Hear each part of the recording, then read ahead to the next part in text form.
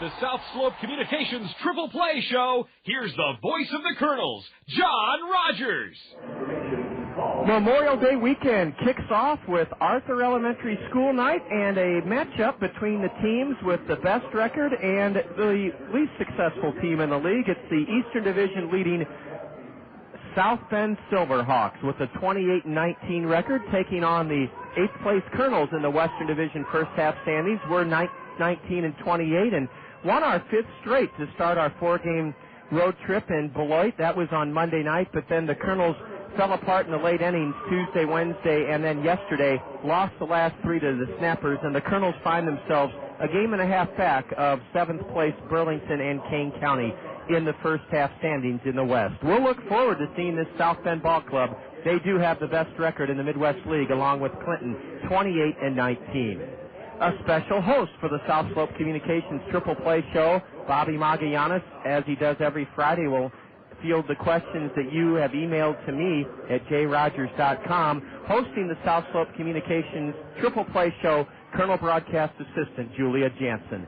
Julia returns next with Bobby. This is Colonel Baseball in the Zone. A rarity on the diamond, but produced successfully every day at South Slope Communications in North Liberty. The South Slope Communications Triple Play consists of voice, video, and data communications for your home or business.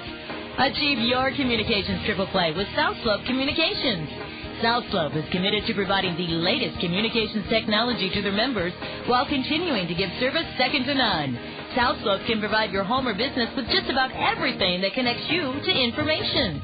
Digital wireless phones, long-distance plans, data home and business wiring, video conferencing, dial-up and high-speed internet service, fiber optic installation and termination, and coming soon to all local servicing areas, digital video TV service. South Slope also rents out a beautiful community center event room in their magnificent new building in North Liberty.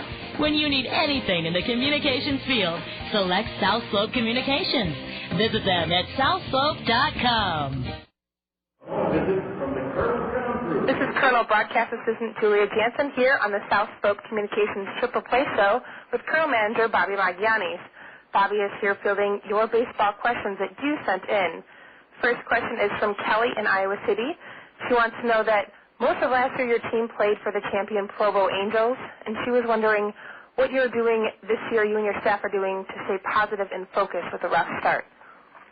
Well, it's we know that the hard work pays off, and all we're trying to do is just keep working hard on the fundamentals that we need that we need to work on. Obviously, staying positive is key. Is saying we're going to be okay. The one thing that's really easy to get down and start having a negative attitude, start having really a losing attitude where people are accepting losing, which is not a big deal. And we're trying to maintain as a staff a positive attitude, a winning attitude where, you know what, we're not going to settle for anything but the best. And that's what we're trying to instill in these kids. I saw before the game you guys had, was it a home run competition? Everyone got pretty excited? Yeah, it was we try to make it fun. It was a game. We split the two hitting group. We split the hitters in 2 groups, and then we ended up playing a 9-inning game. And obviously one of the teams won. They're real excited about it, so it's pretty neat. All right, our second question is from Brent in North Liberty. He wants to know if you always knew you wanted to be a baseball manager, or did the opportunity just present itself? Towards the end of my career, when before I retired as a player, it's something I thought about that I'd like to do someday. Coaching was something I really wanted to do, and then when the opportunity came to manage, I was like, okay, that's the next step I wanted to do after I wanted to coach. And that's how I came up. When the opportunity came up, I got interviewed for the job, and they never given it to me, and I accepted. Okay, great. Well, we'll be right back with the last question for Colonel Manager Bobby Magallanes here on the South Slope Communications Triple Play Show in the Zone.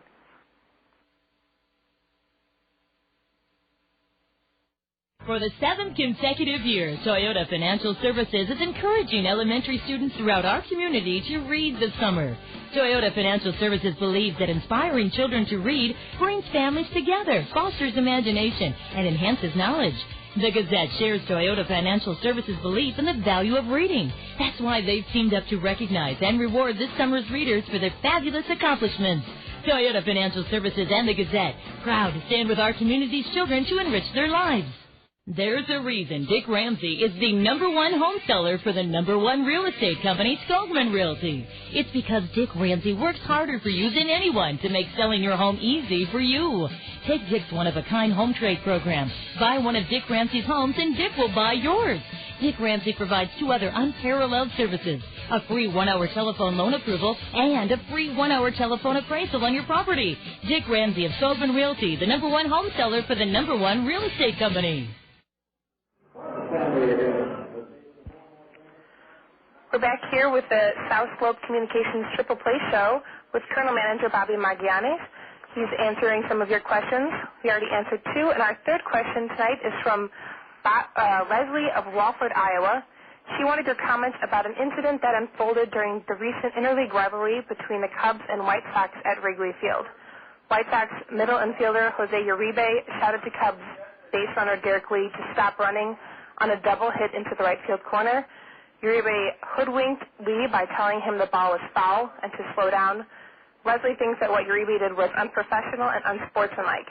She'd like to know what you would do as a manager to retaliate for Uribe's unethical behavior. I don't believe in retaliation. Sometimes, a lot of times, someone on the other team will do something that's unethical, unprofessional. And what I tell my guys is just not worry about what they do. They down the road, they'll reap what they sow. And but I don't believe in retaliation. I mean, if anything, I think the manager for their team should tell them, hey, that's unprofessional. It's not what we're supposed to do. And he'll know. He'll hear from his own teammates. I know as a player, when one of my teammates did something that was unprofessional, we let them know. That don't make us look bad. And especially if they're going to throw at one of us, I don't want to be thrown at just because one of my teammates did something dumb. All right. Well, thank you very much. Bobby, we have a gift certificate here to Zio Giano's Spaghetti House to thank you for taking your time. And this has been a South Slope Communications Triple Play Show interview with Colonel Manager Bobby Maggiani. This is Colonel Broadcast Assistant Julia Jansen. Up next, legendary sportscaster Bob Brooks and the voice of the Colonels, John Rogers, with this evening's starting lineups. A triple play, a rarity on the diamond, but produced successfully every day at South Slope Communications in North Liberty. The South Slope Communications triple play consists of voice, video, and data communications for your home or business. Achieve your communications triple play with South Slope Communications. South Slope is committed to providing the latest communications technology to their members while continuing to give service second to none. South Slope can provide your home or business with just about everything that connects you to information. Digital wireless phones, long-distance plans, data home and business wiring, video conferencing, dial-up and high-speed internet service, fiber optic installation and termination, and coming soon to all local servicing areas, digital video TV service. South Slope also rents out a beautiful community center event room in their magnificent new building in North Liberty. When you need anything in the communications field, select South Slope Communications. Visit them at southslope.com. Welcome to Veterans Memorial Stadium for the first of an 8-game homestand. Yes, sirree. We're here over Memorial Day weekend to take on the best team in the Eastern Division, the South Bend Silverhawks, and then we welcome in the Wisconsin Timber Rattlers. Both teams playing very well. South Bend, as a matter of fact, is 9 games over 500. They lead the Eastern Division first half standings in the Midwest League. They own a 1-game lead over the Fort Wayne Wizards. And the second team that will visit us on this homestand, the Wisconsin Timber Rattlers, are 8 games in front of the Kernels in the West. They're 7 games over 500. The Kernels are sitting at 9 games under 500. My broadcast partner at home, Hall of Fame sportscaster Bob Brooks, is serving as Master of Ceremonies down on the field behind home plate for Arthur Elementary School night. Bob Brooks himself went to Arthur Elementary School, and he now has grandchildren at Arthur, so what an honor for Bob Brooks to be welcoming all the great folks from Arthur Elementary School. I'm John Rogers, and I'm set to bring you the starting lineups, to give you the starting lineups for this evening's first game between the Arizona Diamondback minor leaguers, the South Bend Silverhawks, and our Kernels, the Class A Midwest League affiliate of the Western Division American League leading Los Angeles Angels of Anaheim. South Bend's record is outstanding, 28-19. Their skipper's Mark Haley. Mark has a lot of experience in both professional and college baseball. He spent 13 seasons as a coach and manager in the White Sox organization, played for the 1980 Big 8 champion Nebraska Cornhuskers, also served as an assistant coach at Nebraska and Tennessee before entering pro ball. This is Mark's second stint in the Midwest League. As the minor league manager, rather. He was with the Chicago White Sox Hickory Ball Club in the Class A and South Atlantic League in 1998. Mark Haley, the manager, and his Eastern Division leading South Bend Silverhawks. Emilio Bonifacio, a holdover from last year's Silverhawk squad, is batting first, and he's at second base. Bonifacio is third in the league with 18 steals. Wilkin Castillo will catch. Castillo hits second for South Bend. Batting third, an MVP candidate, Augie Murillo. Augie is the third baseman, and he's hitting .346 to lead the Midwest League. That's third in the league. He leads the Midwest League in homers with 9 and RBIs with 32. Augie Murillo, one of the best in the league, bats third and plays at the hot corner. In right field for South Bend is Carlos González. He's their cleanup man. Batting fifth, hitting .344, is Javier Brito. Brito's the designated hitter. Alan Mottram, who played as a Silverhawk a year ago, batting .320, is at first base. He'll bat sixth. Mark Reynolds is the shortstop, hitting seventh for the visitors. Hitting eighth in left field, Jerome Millens. Millens in left field bats eighth. And batting ninth, getting his first start as a Silverhawk, is Josh Bugajar. Josh Bugajar is in center field, and he'll bat ninth for South Bend. On the hill for the Silverhawks with a record of 1-0, he's only made one start, and he won it Sunday in Beloit. Coley Kohlberg, K-O-L-B-E-R-G. Coley Kohlberg is a right-hander. He went to the University of Arizona. He grew up in Texas. He's 22 years old, and he was the Diamondbacks' seventh-round pick in last year's draft. Coley Kohlberg, 1-3 in 22 games, 3 saves with Yakima last year in rookie ball. That's the starting lineup for the high-flying South Bend Silverhawks, leading the Eastern Division first-half standings. Allen Motor Company is celebrating their 102nd year in business with a 102nd year birthday bash sale. They proudly present the Allen Motor Company Kernels starting lineup. Allen's gift for you: buy or lease during their 102nd birthday bash sale, and your first year's maintenance is free. You heard right. Your first year's maintenance is on Allen's when you buy or lease now during Allen's 102nd birthday bash sale. 2005 GMC Canyon two-wheel drive pickup. Allen's birthday bash sale price just $13,547. Buy or lease now at Allen's, and your first year's maintenance is on them. Allen Motor Company, proud to present the Allen Motor Company Kernels starting lineup.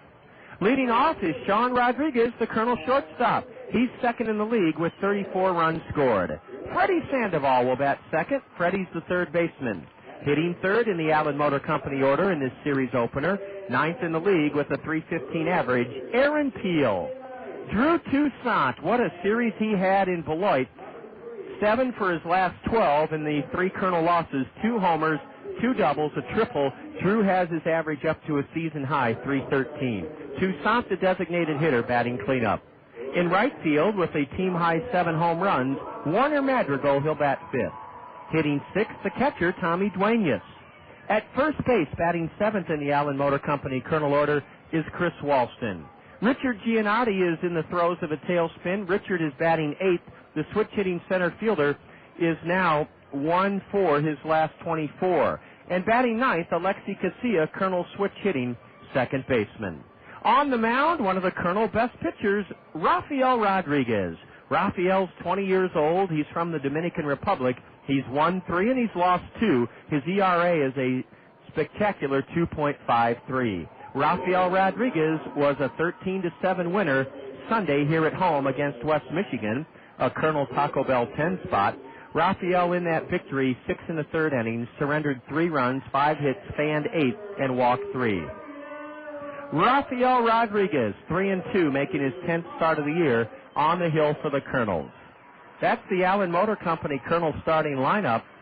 And Anderson and Brown Eye Care is proud to present our umpiring crew. Mark Evans will call the balls and strikes, and on the diamond is David Warren. Anderson and Brown Eye Care, the official eye care provider of the Cedar Rapids Kernels, they'll be moving to their new location on Boyson Road, just west of I-380 on June 1st. Anderson and Brown Eye Care, proud to present our umpiring crew. The Cedar Rapids Rough Riders, champions of the United States Hockey League, an amateur hockey league that is grooming young, budding Division I scholarship players. The Rough Riders won the United States Hockey League title just about 2 weeks ago, and they're being honored down below in a pregame ceremony. The Randy's Red Carpet is rolled out for our Randy's Red Carpet honorees to throw out the first pitch. As the Kernels try to come back from a 3-game losing skid, we'd won 5 in a row after the Monday night victory in Beloit, but then some late-inning problems in Beloit. The Kernels' bullpen faltered, and wildness and some bad fielding contributed to those last 3 losses in Beloit. A bright spot, however, Drew Toussaint, 7 for 12 in those 3 Kernel losses, 2 homers, 2 doubles, and 1 triple. We're playing a South Bend ball club that is very, very imposing on paper. 281 is their team average. That's the best batting average in the Midwest League. 281. Compare that to the Kernel team batting average of 235. We're tied for 12th in the league in hitting.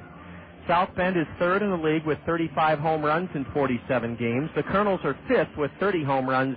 The one offensive category that the Kernels outpaced the Silverhawks, stolen bases. The Kernels 2nd in the league in steals with 59 in 47 games. South Bend just 35 steals, so running is not a priority for this Eastern Division leading ball club. Bob Brooks has just dropped in. We knew Bob would be here. Bob, I didn't have a chance to call you back at the memory because I just got your message about 15 minutes ago, but I'm sure what you were calling in to let me know is that you were going to serve as the honorary welcomer, crowd welcomer. 4 generations, I believe you said, of Brookses have gone to our Spotlight School, Arthur Elementary.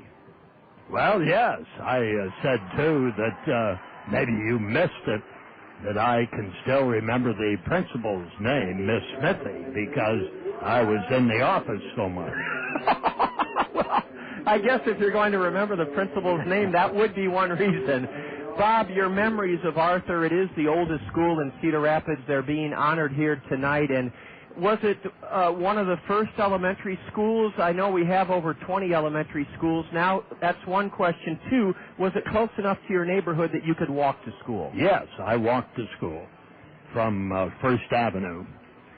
Well, I lived out on First Avenue just a little bit beyond 27th Street, and you could walk right down the street there to the school. When I was in school, kids played either kickball, dodgeball, or softball. Same. Okay.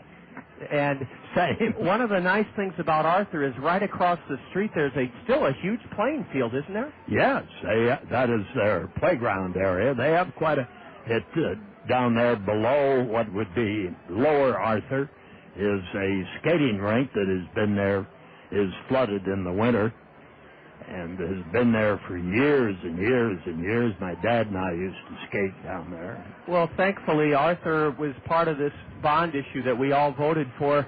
We voted for swimming pools that are all now in every quadrant, brand new swimming pools with the bond issue. We voted for the school improvements. You won't see it so much on the outside of Arthur, the classic brick structures and columns, but inside it'll be much more comfortable. Yes, and of course, it's a challenge with a building that old to try and restructure it a little bit, but I think it's valuable to keep history like that around, and that, too, is a plus in my view. You talked about splash pools and swimming pools and so on. They're going to have the ribbon cutting at Jones Park this weekend. Well, last year it was my neighborhood, Cherry Hill Park. That pool opened. The first one was Beaver Park, and I swam in that 2 years ago. What progress and what a feather in the cap for the family-oriented community of Cedar Rapids. Bob, you've always said that if the cause is just, the voters will do the right thing. Well, it takes time, but you finally see the improvements, and now the improvements are right here and unveiled. The Jones Park area is really nice, and that will be a great addition to it. Oh, you bet, with that new swimming pool. Well, the kids from Arthur are out as the Cost Cutters Dream Team members. The Kernels are trotting out onto the diamond in their sparkling white home uniforms with red numbers and red caps. We're going to pause in a moment. A color guard is here, and they're standing at attention in front of the Colonel first base dugout. They'll be marching out towards the diamond, and then a couple of, it looks like, well, a pretty big group from Arthur in black shirts and shorts. They're all headed out, girls and boys. They're forming a semicircle. It looks like there's 10 of them already standing at attention with their hands over their heart. And the color guard is marching towards the middle of the diamond. They'll make a left-hand turn in their black uniforms with gold stripes and gold patches.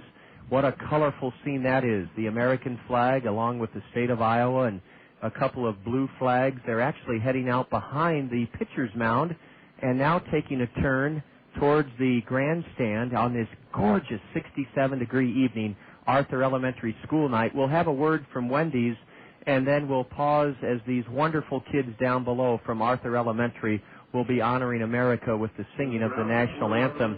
We expect a good crowd here tonight of over 2,200. Now here are the kids being introduced from Arthur Elementary to sing the Star-Spangled Banner. Sixth grade singers from Arthur Elementary School.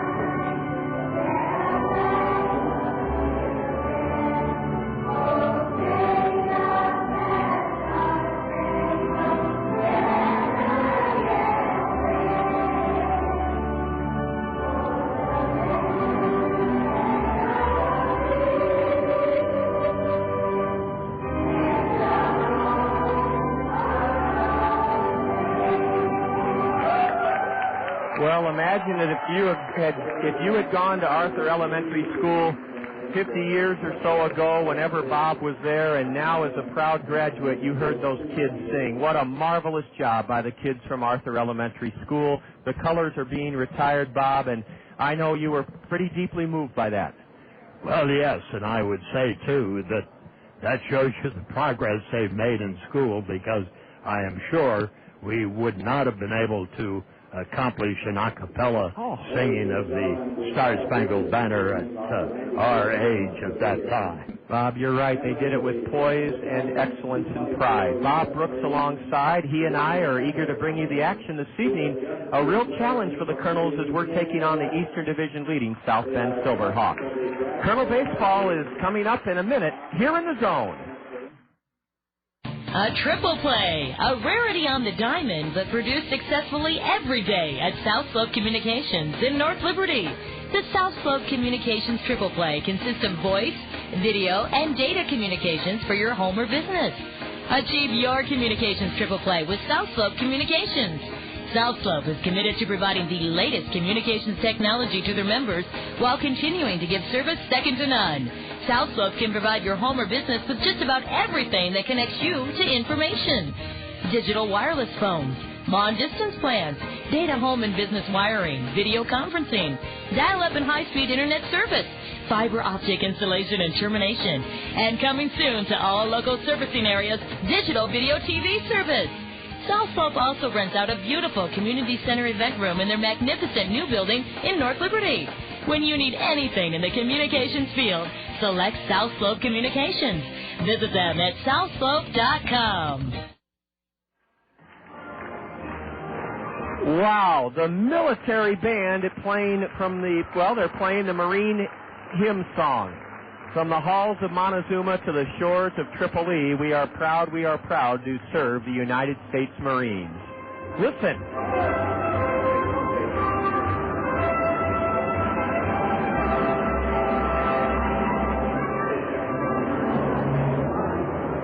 The color guard is retiring the colors amid a beautiful evening for baseball, and the Cost Cutters Green Team kids are now sprinting off the diamond to join Colonel Broadcast Assistant Julia Jansen. Our Hancher today's special kid is delivering the game ball out to Colonel pitcher Rafael Rodriguez, and we'll be set for baseball here before you know it. The Kernels and the South Bend Silverhawks. Kernels lodged in 8th place in the Western Division first half standings, 9 games out of first, but only a game and a half back of 7th place Burlington and Kane County. South Bend has a lot at stake down the final 3.5 weeks of this first half of the season. They're trying to hold off a bid by the Fort Wayne Wizards to overtake them. Fort Wayne is 1 game out, but no games out on the loss column. The Wizards have just played 2 less games than the Silverhawks. And the Lansing Lugnuts, who we split 4 with earlier this spring in Michigan State Capitol, are only 3.5 back of the South Bend Silverhawks. It is Arthur Elementary School night here tonight, and Rafael Rodriguez will try to get the Kernels back into the win column. The Kernels played awfully well in their last homestand with the West Michigan Whitecaps, sweeping the Whitecaps, then winning Game 1 in Beloit before reverting to some of their old bad habits of faltering bullpen and leaky defense. Bob, as you said before, this is a funny game of baseball. The Kernels were on a 5-game winning streak, and then all of a sudden, some of the same old, well, let's just face it, without Frederick Deloitte-Gacarni, our bullpen has to do things it's really not capable of.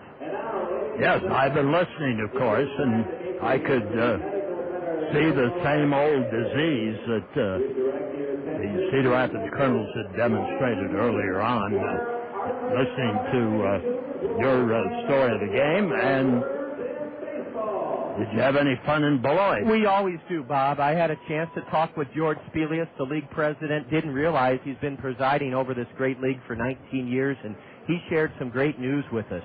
By the year 2007, there will likely be a new ballpark in Janesville, Wisconsin, where Terry Ryan and Jim Rance, one of them was born there, and since they're a twin affiliate, they are pushing for that. Not that they'll contribute any money, but there are a couple of deep-pocket people that have come on to George Spelius' bandwagon, so it looks like they'll be called the Rock County Snappers in the year 2007. How far is Janesville from Beloit? Only about 10 miles north. Oh, okay. So it's right there. We're right here at game time. Dale Broke, the public address announcer, said 70 degrees. Our Radio Shack thermometer here in the booth says 67. We won't quibble over 3 degrees. It's beautiful. Shortened in on the edge of the grass at third is Freddy Sandoval for Emilio Bonifácio. Sounds like a impression painter from days gone by with that fancy flowery name, and he takes ball 1 inside. He's from the Dominican Republic. Bonifácio played with South Bend a full season last year. This year he's hitting .251. He's a speedster. And ball 2 is low, according to plate umpire Mark Evans. You would think he would be a Notre Dame tackle. Yes. Sounds like there's some Italian in there. The 2-0 from Rafael. To the screen inside in ball 3.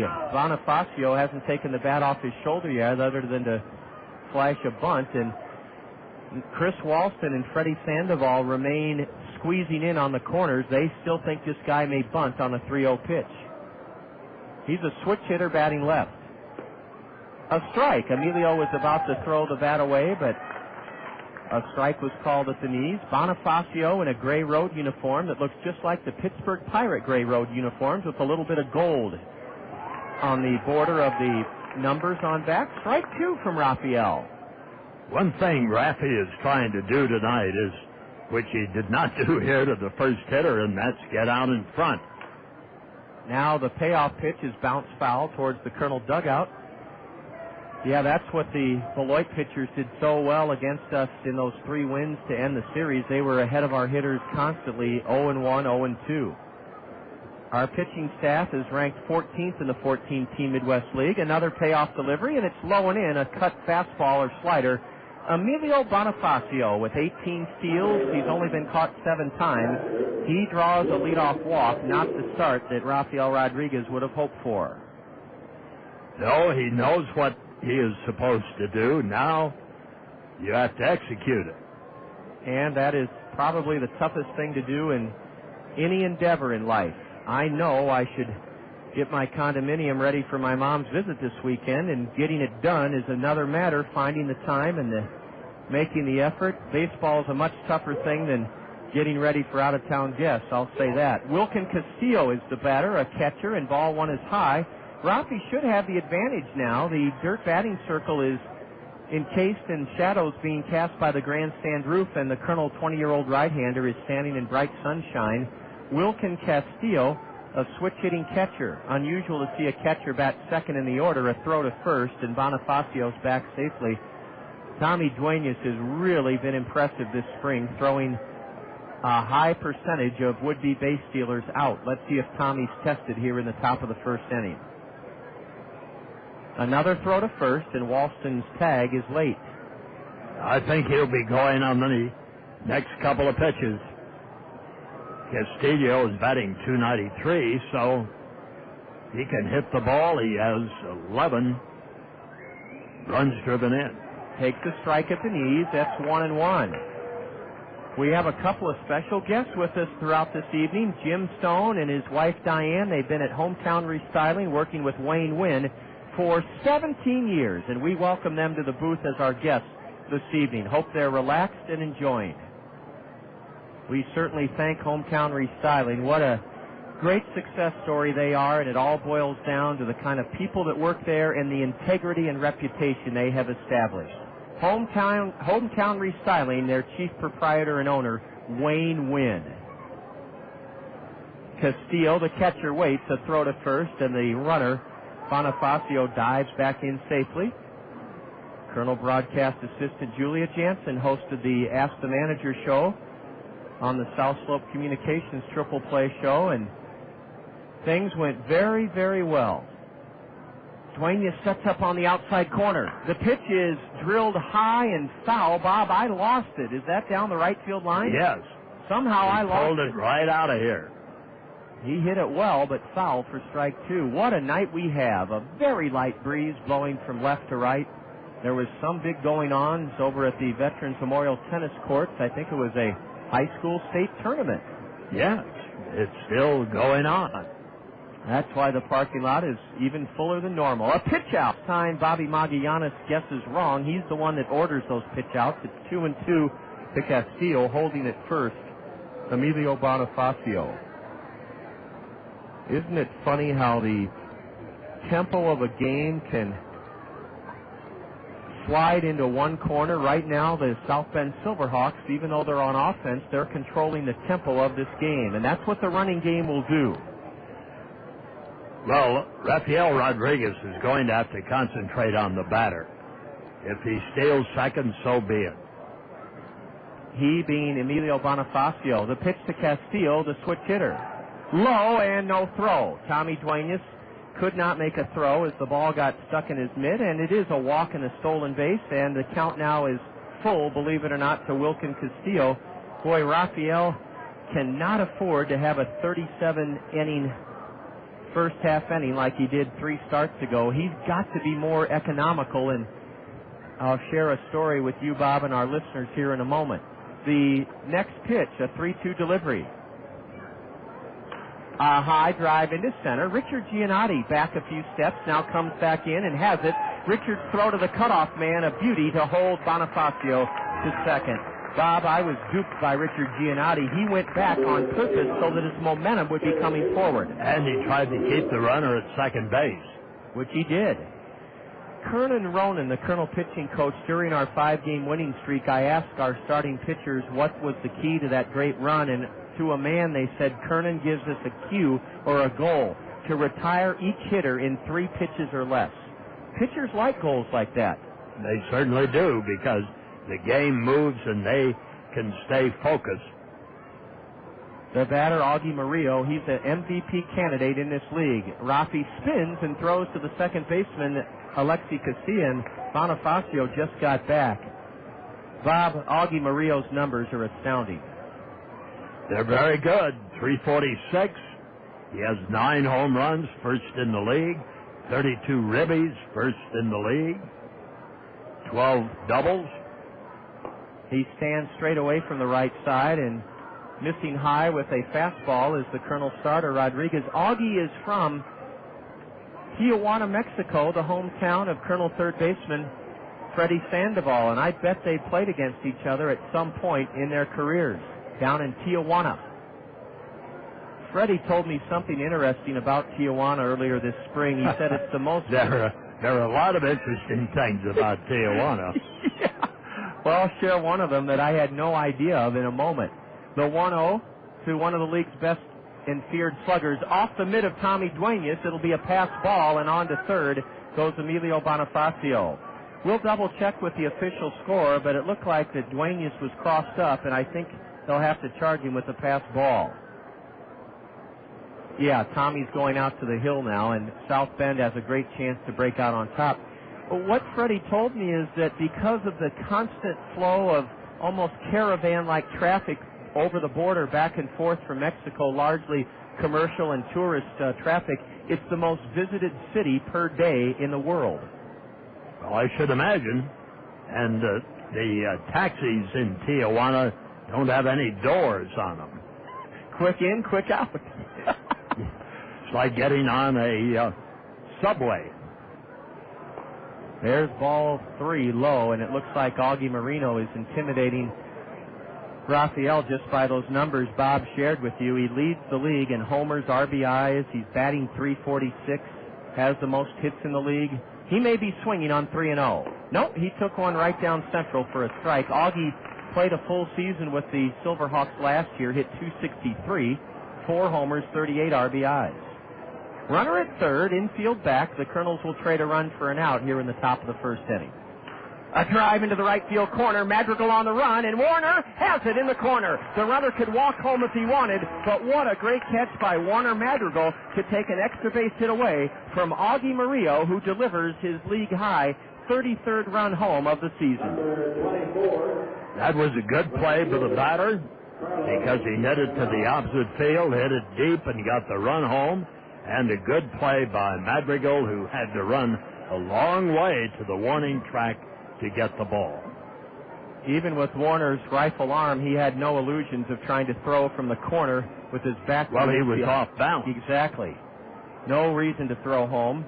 Emilio Bonifácio has scored, and without a hit, the Silverhawks lead it 1-0. Carlos González, the cleanup batter. Boy, does this guy look strong. He reminds me of Glenn Allen Hill, his body makeup.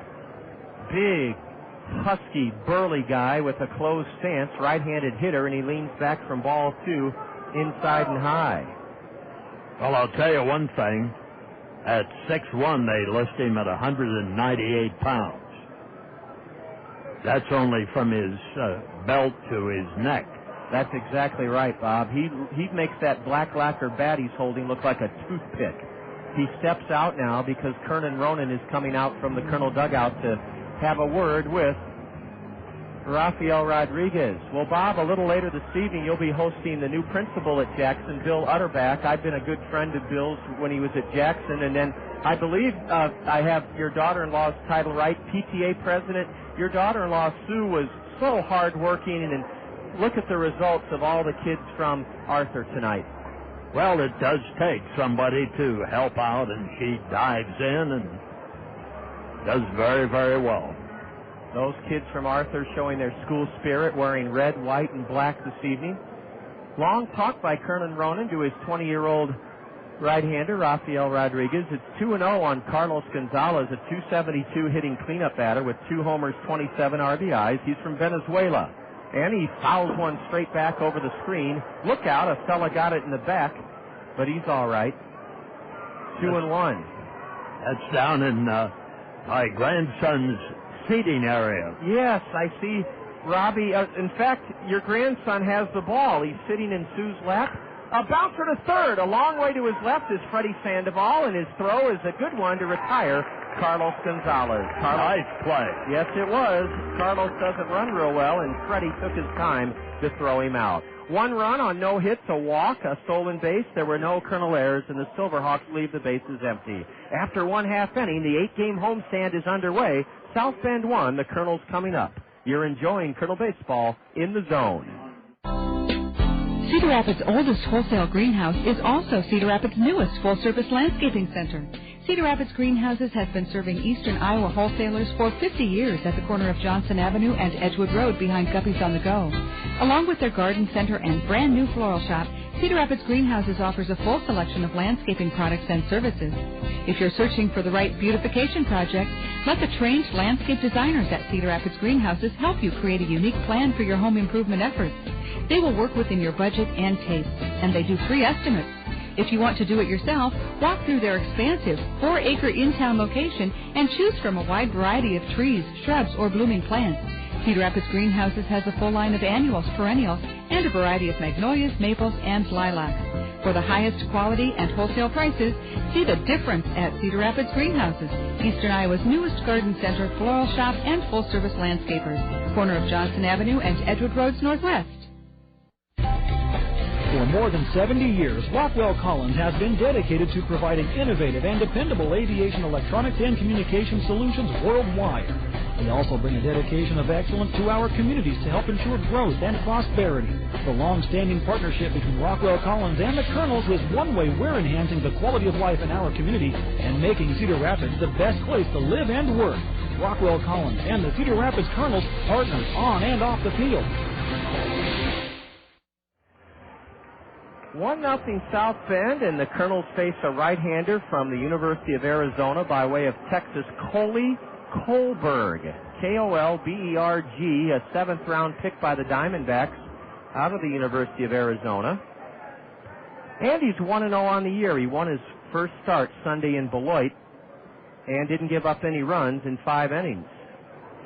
He's 6'1", 180-pound right-hander, and was at Yakima last year.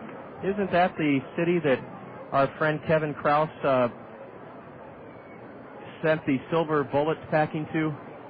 Bob, Yakima, Washington? Right outside of Yakima. It's a tri-city area up in there. Ball 1 was inside to the Kernel leadoff batter. Now a strike from the right-hander.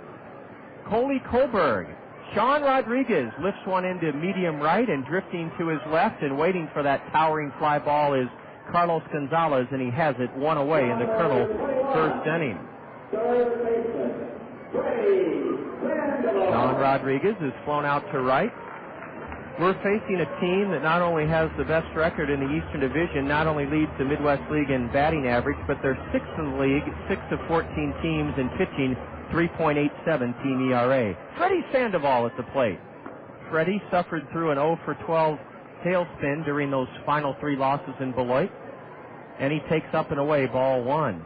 Bob, where's that smoke coming from? It's coming from the third base grill. That's where it's coming from. They're smoking up the place. They sure are. No pollution, thankfully, from Penford Products or our friends across the street from Cargill. They would be slapped by the EPA for that kind of smoke. But when you're grilling out at the ballpark, it's all right because it smells good and it is very tempting. Ball 2 go to Yes, it is. A bouncer to second, and down to get it is Emilio Bonifácio. He flips to first, and there are 2 gone in the Kernel first inning. Aaron Peel has had a good last couple of weeks. His average is up to .315, 4 homers, 19 RBIs. Aaron was 1 for 3 in the Kernel loss in Beloit yesterday. He scored twice. Peel is waiting back on the ball and seeing it very well. And he is now 9th in the league in batting. A changeup is outside. Ball 1 to the right-handed hitter from the state of Texas, Aaron Peel. He's from down near where President George Bush hails from. A high pop foul on top of the first base grandstand roof. In fact, Aaron's not far at all from Midland, Texas. Or Crawford. That's right. That's where President Bush likes to chop wood and get away from it all with some I guess his wife called him a pickup cowboy. Here's a drive smacked foul beyond the Miller mezzanine terrace, and Peel has been late with a couple of swings. He's in the hole 1 and 2. The outfield plays him straight away. What a lush green it is after that thunderstorm rolled in. Bob, I heard it about 10 o'clock last night. What time did you roll into town? About 7 o'clock, which was great. Had a full night to clean my garage out, and Julia Jansen, our broadcast assistant, has been hired out to help me with my next project, which is to clean the car out so at least my mom can see the carpeting of the Honda Element.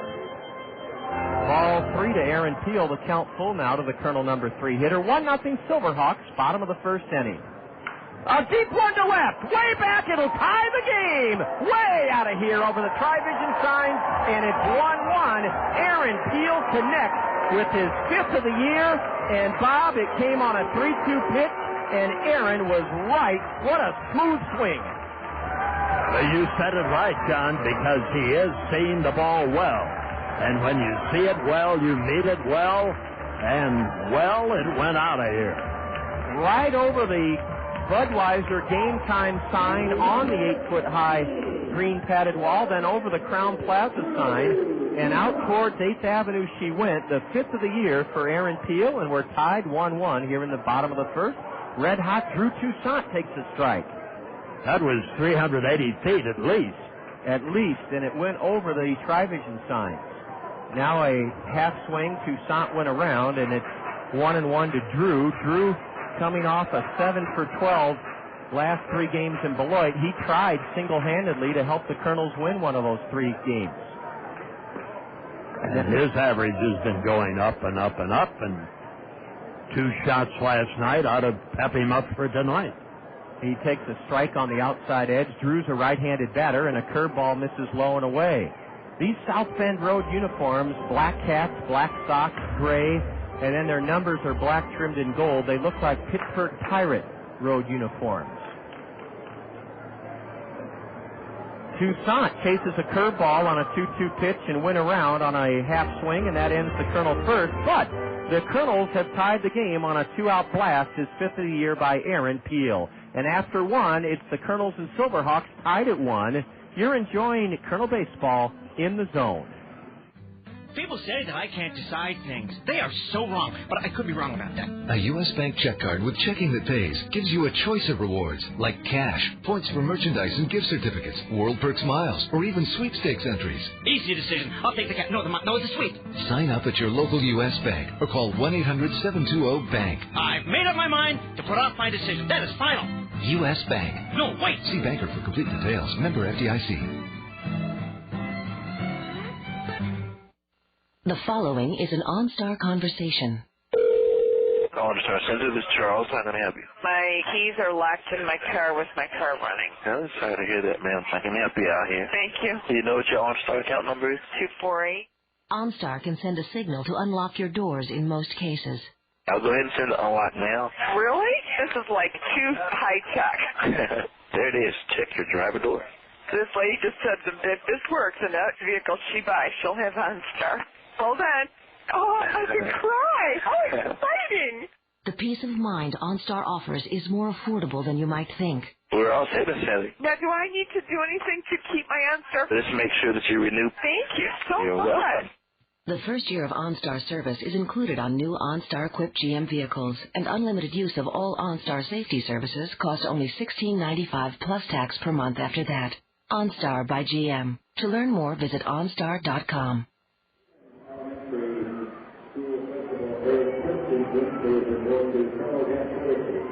It's 1-1 as we go to the second inning. Bob Brooks is here, and Bob, this is a real treat. I heard you welcoming the crowd as the master of welcome for Arthur Elementary School, and to have 8 games to start the Memorial Day weekend and then carry into the first week in June when school gets out, man, that is ideal for people to come on out and see some fun.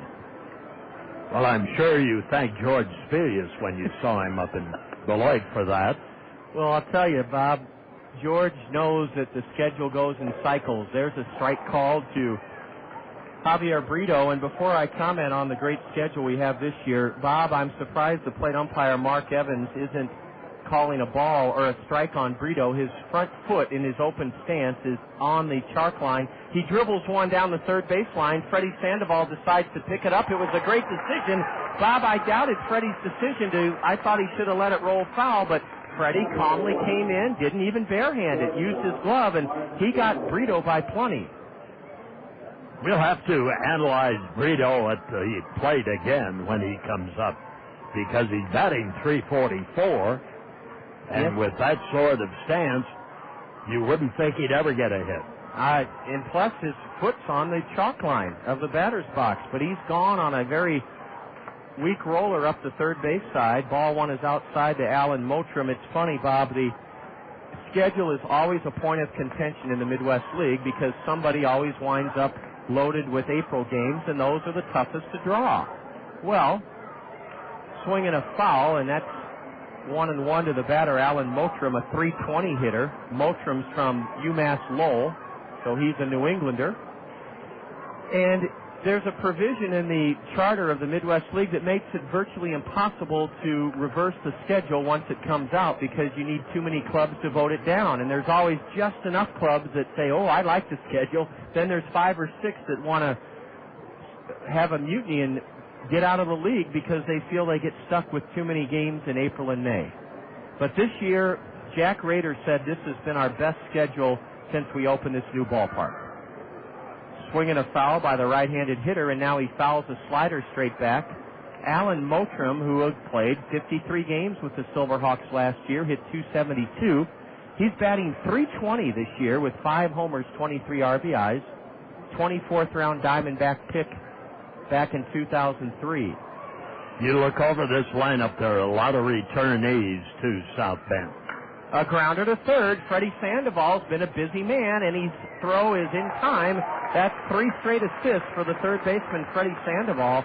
You know, Freddy's only made 4 errors this season, and that's an extraordinarily low number for the number of chances he has had down there. And then, too, he has a live arm. Yes, he does. We've just been informed, and we'll try to figure all this out. An unbelievable change in the lineup that we'll have to live with to know that, and it's no one's fault. We don't send somebody down after we get the lineup to see if it's been changed, and it has been changed. So we'll try to keep you informed as much as possible. This does look like, well, I don't have any idea who this is at the plate. It's supposed to be Mark Reynolds, and we'll have to get his number and see. First time we've been bushwhacked with the visiting manager making a change, and of course they don't have radio in South Bend, so there's no need for them to call up and let their radio man know. So this man is Jeremy Millens. Yes, it is Jeremy Millens, the batter. And we'll tell you more about these hitters when Bob and I get this all straightened out. It's going to take a while, but between innings we'll start getting, that's why pencils have erasers on them. Jeremy Millens batting .272, 2 homers, 24 RBIs, a completely reshuffled deck for the Silverhawks. And thanks to Andy Pantini, who knows how Andy got it. Here's a swing and a foul towards the on-deck circle. No, you can't send an assistant down before every game 10 minutes before to check the visitor's lineup. You go with the one that's posted in ink on their wall. And we don't blame the Silverhawks. They had no vested interest in letting the home radio crew know about it. 1 ball, 2 strikes to Jeremy Millens. 2 out, nobody on. 1-1 the score, top of the second inning, and there's a pitch high to even the count to Millens at 2-2. Joshua Buhager is still in the lineup for South Bend. Buhager, I believe, is on deck, but I don't even know that. No, he's not. Okay. A slider, strike 3 called. It was a knee buckler that actually went under the armpits of Jeremy Millens, and a 1-2-3 inning for Rafael Rodriguez. We'll get all the lineup changes in the book for you, hopefully within the next inning or so. After an inning and a half, Kernels even with the Silverhawks 1-1, and you're tuned to Kernel Baseball in the Zone. You save big money, when you shop Menards. Have a fantastic summer with a beautiful new deck from Menards. Save big on the area's best selection of cedar, AC2 treated, and maintenance-free composite decking at great sale prices. Use Menards' free touchscreen Design It Center to design your dream deck. Stop in today for a free estimate and materials list. Plus, keep your deck looking great with name brand stains and sealers from Menards. Thompson's Water Seal Waterproofer is on sale for just $6.77 a gallon. Flood semi-transparent deck and siding stain is only $15.95 a gallon. And while you're shopping, enter to win a Pontiac G6. Save big on everything for your dream deck now during the deck and landscape sale at Menards. Save big money at Menards. Kelly's Auto Center in Iowa City is the home of the nationwide 6-month, 6,000-mile warranty. Whether it's across town or across the country, you'll drive with confidence in a Kelly's car. Each of Kelly's vehicles receives a strict 110-point safety inspection to make sure you receive the quality used vehicle you've come to expect from us. A qualified mechanic checks each car, truck, and van bumper to bumper. For peace of mind on your next vehicle purchase, stop by and see Brett or Tim at Kelly's Auto Center at 510 South Riverside Drive in Iowa City. Well, Bob, as best you can, reinforce. I have Jeremy Millens in left, Josh Buhager in center, and Travis Gulick, who was originally not to be found in the South Bend lineup. Gulick I have in right field. That's correct. Okay, we'll get the batting order straightened out. If you're scoring at home with us or down below, as many of you do, Carlos González is not in this game. He is not in the game. He is not the cleanup batter. Here's a pitch whistled into the right field corner. Foul off the bat of Warner Madrigal. And it's 1 ball, 1 strike to Warner Madrigal. We've had some X quotients in the game tonight, folks. Yes, we have. A few unknowns. Well, this is the Silverhawks' first visit, and probably the only time they'll be here. Yes, so. Unless we meet them in the finals in mid-September. Strike two. All right, let's do that. You got it, Bob. Strike 2 called to Warner Madrigal. Warner leads the club with 7 home runs, and he takes a changeup outside from Coley Colberg. This fella's father played, in all things, the Canadian Football League. He was a Winnipeg Blue Bomber. Look out, a pitch smacked foul. Lucky the railing in front of the Colonel dugout. Otherwise, that would have scattered the troops. Bob, I did stay up late enough last night to watch Dallas McPherson. You beat me because I lasted 6. Oh, he hit it in the 7th. Yes. And it won the game for Los Angeles. I said today earlier, the only thing I flipped on this week in television was a rocket fair down the left field line, and Warner Madrigal is sprinting around first, digging it out of the left field corner, and holding Warner to a double is the left fielder, Jerome Millens. My scorebook is being revamped by Colonel Broadcast Assistant Julia Jansen, and it was Millens who dug that ball out of the corner, and that's Warner Madrigal is the go-ahead run now at second base with nobody out. Now you can work on that mess. But Julia, you didn't know you were going to get the hard stuff tonight, did you? There you go. Julia filled out the book tonight. She's learning every aspect we can get her to learn, and she'll be... Well, she's found one of the pitfalls of the game.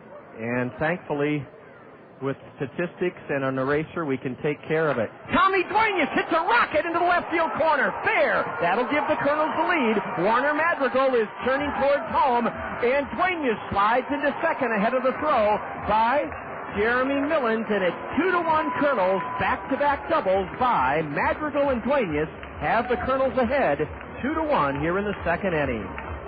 Good show by the 2 hitters. One hit down solidly, and this one just hugged the left field line, and you get a run out of it. 2 runs and 3 hits now for the Kernels, and a 2-1 lead. And a chance for Chris Walston to either drive home Tommy Duenas with the second run of the inning or advance him to third if he can go the other way. Colonel Broadcast Assistant Julia Jansen, thank you so much. Swing and a miss by Chris Walston.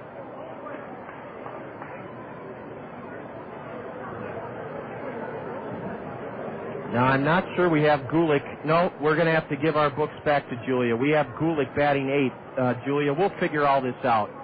I'm awfully sorry that we've got this mess on our hands. Not too messy on the field where the Kernels lead it 2-1. I'll tell you what, Julia, we'll somehow figure this thing out. Let's just not fret about it because there's nothing we can do about the changed lineup. Chris Walston, look out, a bullet hit into the Papa John's Plaza. That might have put a huge dent in the back of one of those aluminum bleachers. A good thing nobody got in the way of it. Man, it was smoked as Walston swung late. Big Nick is hitting 182 in 13 games, 2 homers, 3 RBIs. The 2-2 to Chris Walston. High and outside, ball 3 from Kohlberg. Well, Bob, when McPherson hit it, it went over the center field wall, and there was a man aboard, and it came off Jose Contreras, and then Colonel Scott Shields pitched the final inning in the third to pick up the save. Wow, a long, deep foul headed towards Trinity Lutheran School, way out of here over the concession stand of the left field pavilion. For Walston, that's the way to attack the ball. Now, he ought to be able to, we told you it'd take about 20 games for him. And he's played in this is his 14th game. Ball 4, and the Kernels' first 3 batters have reached against right-hander Coley Kohlberg here in the bottom of the second inning. The Kernels on back-to-back doubles from Madrigal and Duenas have taken the lead. And now, Bob, you've got to think that the G-man, who's in a 1-for-24 tailspin, is going to be called upon to use his best weapon, the bunt. Well, you would think so, because that's about the only way he's been able to get a base hit. In the last 6 games, at least. Richards' average is down to 234. Let's see if he is bunting. He's not, and he lifts one into shallow left. I'm surprised Jeremy Millens is there to make the catch. I'm very surprised that Richard Giannotti was not called upon to try to lay a bunt down, especially when he's in the throes now of a 1-for-25 skid. But perhaps Bobby Magianis was trying to use the element of surprise, or perhaps he was thinking, I'm going to let this guy hit his way out of it, not bunt his way out of it. But it still surprised me. Well, we've been surprised a lot here. You can't beat fun at the old ballpark, I'll tell you that. Now Alexi Casilla in a key spot in this early part of the game. Strike one is in from the South Bend right-hander. Let's set the Silverhawks for you again in the outfield. Jeremy Millens in left, Joshua Buhager in center, and Travis Gulick in right. I know we have a lot of South Bend fans listening in on the internet, and we're doing our best. Here's a bouncer to second, could be a double play. Bonifacio tags the runner going from first to second. No, he didn't. He missed him. His only play is to first, and he throws out Alexi Casilla for the second out of the inning. The runners advance to the scoring position for Sean Rodriguez. And here's a chance, Bob, when the Kernels were going so well during that 5-game winning streak where we were getting the big 2-out hits. Certainly were, and getting back to McPherson, I said I was looking in on the games this week, and every time I saw him, he struck out. Oh, boy. The only time I didn't see him, he hits a home run. A changeup is a strike on the inside edge to Sean Rodriguez, who flew out to right. The lights have been turned on here. All of a sudden, a cloud cover has moved in. The sun's no longer a factor. It's still a gorgeous Friday night. There's strike 2 to Sean, a fastball. Now Sean is going to have to shorten up his swing and perhaps crouch a little bit lower at the plate to cut down his swing and put the ball in play. He's in the hole, 0-2. This would be a big 2 runs to pick up. Let's see if Sean can come out of this 0-2 hole. The pitcher almost threw it over the catcher's head. Wilkin Castillo behind the plate. Looks a little bit like Manny Sanguillen. Remember how Manny used to pop around back there? He looked like an octopus behind the plate, Bob. Manny Sanguillen. He was one of the most active moving catchers you'd ever see behind the plate. A change up in the dirt, and Sean has come back to even the count, 2 balls, 2 strikes. Duenas at third, Walston at second, 2 away Bottom of the second inning, Kernels have taken a 2-1 lead after falling behind in the top of the first.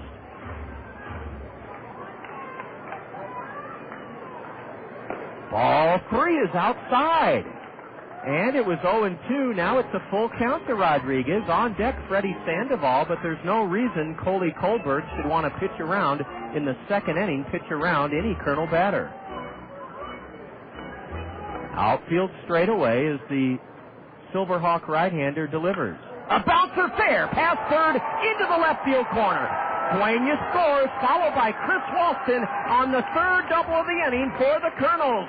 Sean Rodriguez mashed it fair past third, and the Kernels have worn out that third base and left field line in this inning, Bob. It's 4-1. And the Kernels have 4 hits. They have 3 doubles and a home run. And that has not been their modus operandi so far this year. So, against the Eastern Division leaders at the moment, the Kernels have a 4-1 lead. And how about Sean Rodriguez? He was in the hole, 0-2, worked the count full, and then came through with a big 2-out, 2-run double, the third Kernel double of this inning. And he has 10 runs driven in. And I know his dad, Johnny, listens into all of our games down in Miami. Foul back by Freddy Sandoval, now a fastball below the knees. 1-1 to Freddy, who bounced out to second in the first inning. 4-1 Kernels, and we're in the bottom of the second, leading the Eastern Division leaders. A hard smash to second, knocked down by Bonifacio. He picks it up and throws in time. Oh, Freddy hit it so hard that even though Emilio Bonifacio kicked it for a moment, he was able to pick it up and still get Sandoval to end the inning. A one-hop bullet off the bat of Freddy ends the Kernel 3-run second. 3 runs on 3 hits, all doubles, a walk, no Silverhawk errors. The Kernels leave a runner, our first stranded of the early going. We go to the top of the third. Kernels 4, Silverhawks 1. This is Kernel Baseball in the zone. Ah, springtime. That time of year when your heating system still runs some, but it's also a time when your air conditioning may be running too. Who do you call when either of them fail? Well, never fear. The A-Team is here. The A-Team from Ahern Plumbing and Heating can inspect and ensure that your heating and cooling system is ready to go when you need it. 24 hours a day, call the A-Team from Ahern Plumbing and Heating. 393-4872. That's 393-4872 for Ahern Plumbing and Heating. Does this sound familiar? Let the dog out. Start the coffee. Hop in the shower. Ask yourself why you stayed up so late. Again. Look for that clean shirt. Get dressed. Make sure your socks match. Take a couple aspirin. Pick up the Gazette. Read In the Know for a quick look at the top local and national news. Look at your watch. Chug your coffee. Grab the Gazette as you run out the door. Hey, join the club. That's how a lot of us live today. 2 speeds. Fast and way too fast. Fortunately, the Gazette's ready when you are. At home or at work, during breakfast, or with lunch in the park. Get the news, sports, and entertaining information you need to keep pace. You want to know what's happening? Check out the Gazette every Thursday to know where to go. From live music to movies to great deals on drinks and meals. The Gazette Weekend section is your place to go. The Gazette. Now you know.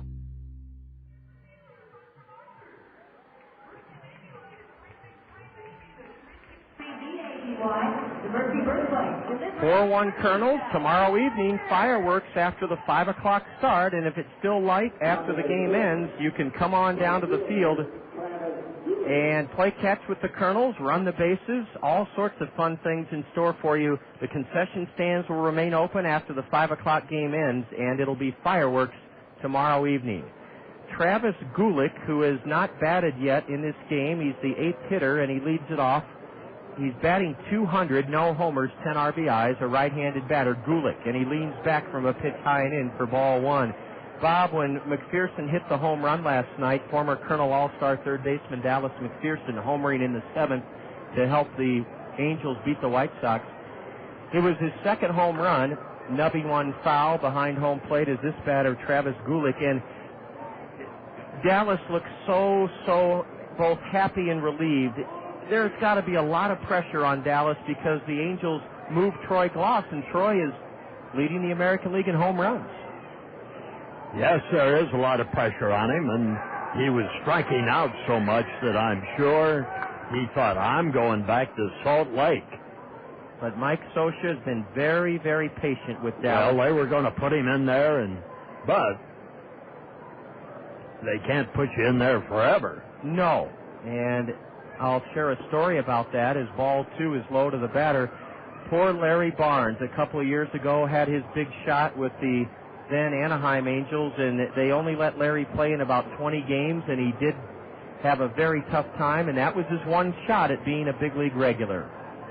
1996 Midwest League MVP, former Colonel Larry Barnes. I'm not sure where Larry is now. A couple of seasons ago, he was a bench player for the Dodgers. Hey, Bob Brooks' daughter-in-law, Sue Brooks, just got a foul ball. Well, that's 2 for 2 down in that area. Boy. 2-2 is the count to Travis Gulick, leading off here in the third for South Bend, and a changeup is low, and Rafael Rodriguez has run the count full to Gulick, the number 8 hitter. That means that number 2 grandson got a baseball here. And a lifetime honorary Colonel contract and a free spaghetti dinner to Zio Gianos. The payoff offering to Gulick.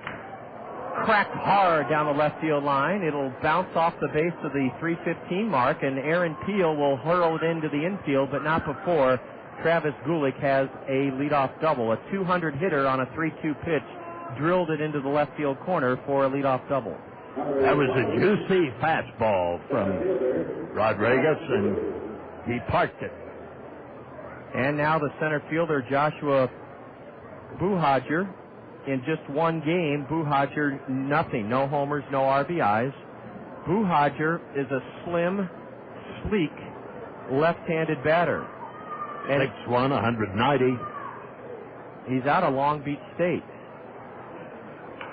He nubs it to third, and Freddy Sandoval looks the runner back to third, and Bob, as Freddy throws the batter out, look who covered third for Freddy. Rodriguez. That's what a pitcher has to do to help himself. He's not a bystander. He's the man besides the catcher closest to the batter. So he has to cover bases, and that was a great heads-up play, not only by Freddy Sandoval to look the runner square between the eyes and keep him at second, but then should Gulick have had any other ideas about a vacated base, Rafael Rodriguez sprinted over to cover. Here's Emilio Bonifacio. The corner men for the infield, on the Colonel infield, are squeezing in. A strike on the outside corner, a throw to second off the leg of the runner, and I'm surprised that Gulick didn't try to go to third. Hustling back a second to slide and smother that ball was Alexi Casilla. That would have been a close play. Very, very close. If the throw was accurate, he probably would have cut him down. You know, I'm 4/5 of the way, Bob, now to fixing my scorebook. Well, I'm just kind of tagging along here. 4-1 Kernels, and we're in the top of the third inning. Bonifacio, a Baltimore chopper to second. Alexi Casilla underhands to the big first baseman, Chris Walston, as the runner Gulick goes from second to third. Emilio Bonifacio is retired 4-3. 2 away, runner at third for Wilkin Castillo. Castillo flew to center in the first inning.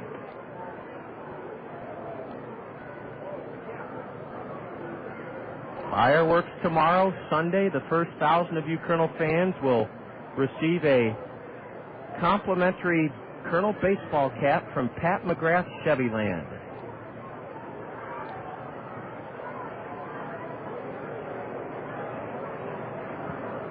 This batter, Castillo, hitting .293.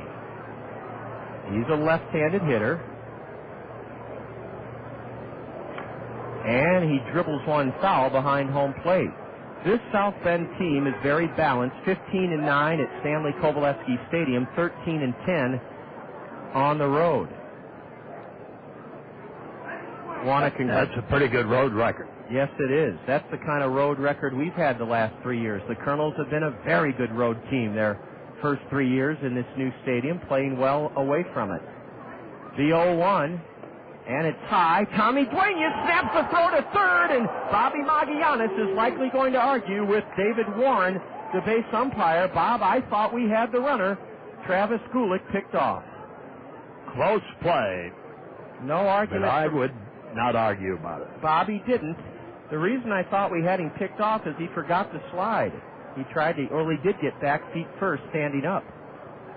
Now Castillo whistles one on the ground to the right side. Diving stop by Casilla, but then he loses the handle on as his body hit the grass, and it's a base hit, an RBI single for Wilkin Castillo. Oh, Alexi Casilla, had he been able to hold on to that diving to his left, I think would have gotten the batter. But instead, it's a two-out infield single that cuts the Colonel lead to 4-2 here in the third inning. What an effort by Alexi going to his left. And then he slid on the grass, and the ball dribbled away from him. Scoring from third, Travis Gulick.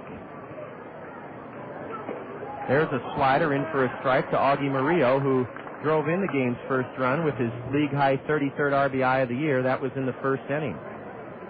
Want to congratulate our Colonel Roadshow Trivia Challenge question winner from Beloit yesterday, Willie Feenstra of Cedar Rapids. There's a strike, and it's 0-2 to Augie Marino, a snap throw to first, and Castillo's back. We asked in Beloit yesterday who managed the White Sox to the 1993 American League Western Division crown, and Willie Feenstra of Cedar Rapids knew that it was Gene Lamont.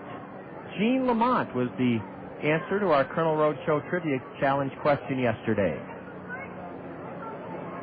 Murillo down on strikes. Raphael took something off of it, and he got one of the most dangerous hitters in the league to fan. One run in the third for South Bend on 2 hits. There were no Colonel errors. Silverhawks leave one man aboard, their first stranded of the game. Nice curveball. Nice.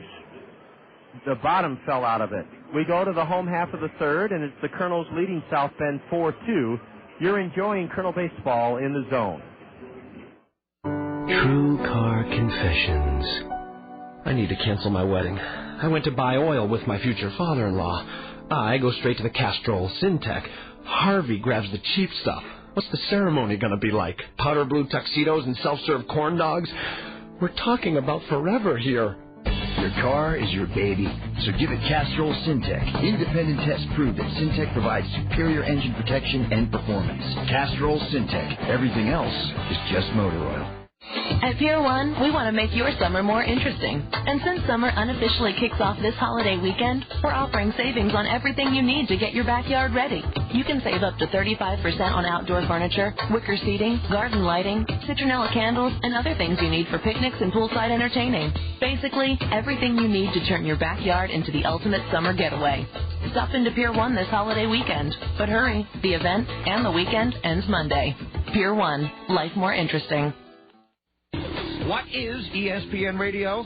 It's not that hard. You're a sports fan? This is the sports station. It's ESPN. That means sports. The games, the experts, the analysis, the scores, the highlights, the people who know their stuff. It's good conversation. It's ESPN. It's radio. You know, the box that all the sounds come out of. At your home, in your car, where you work, even in your computer. It's everywhere you go. It's radio. It's ESPN. It's ESPN Radio. That's all it is.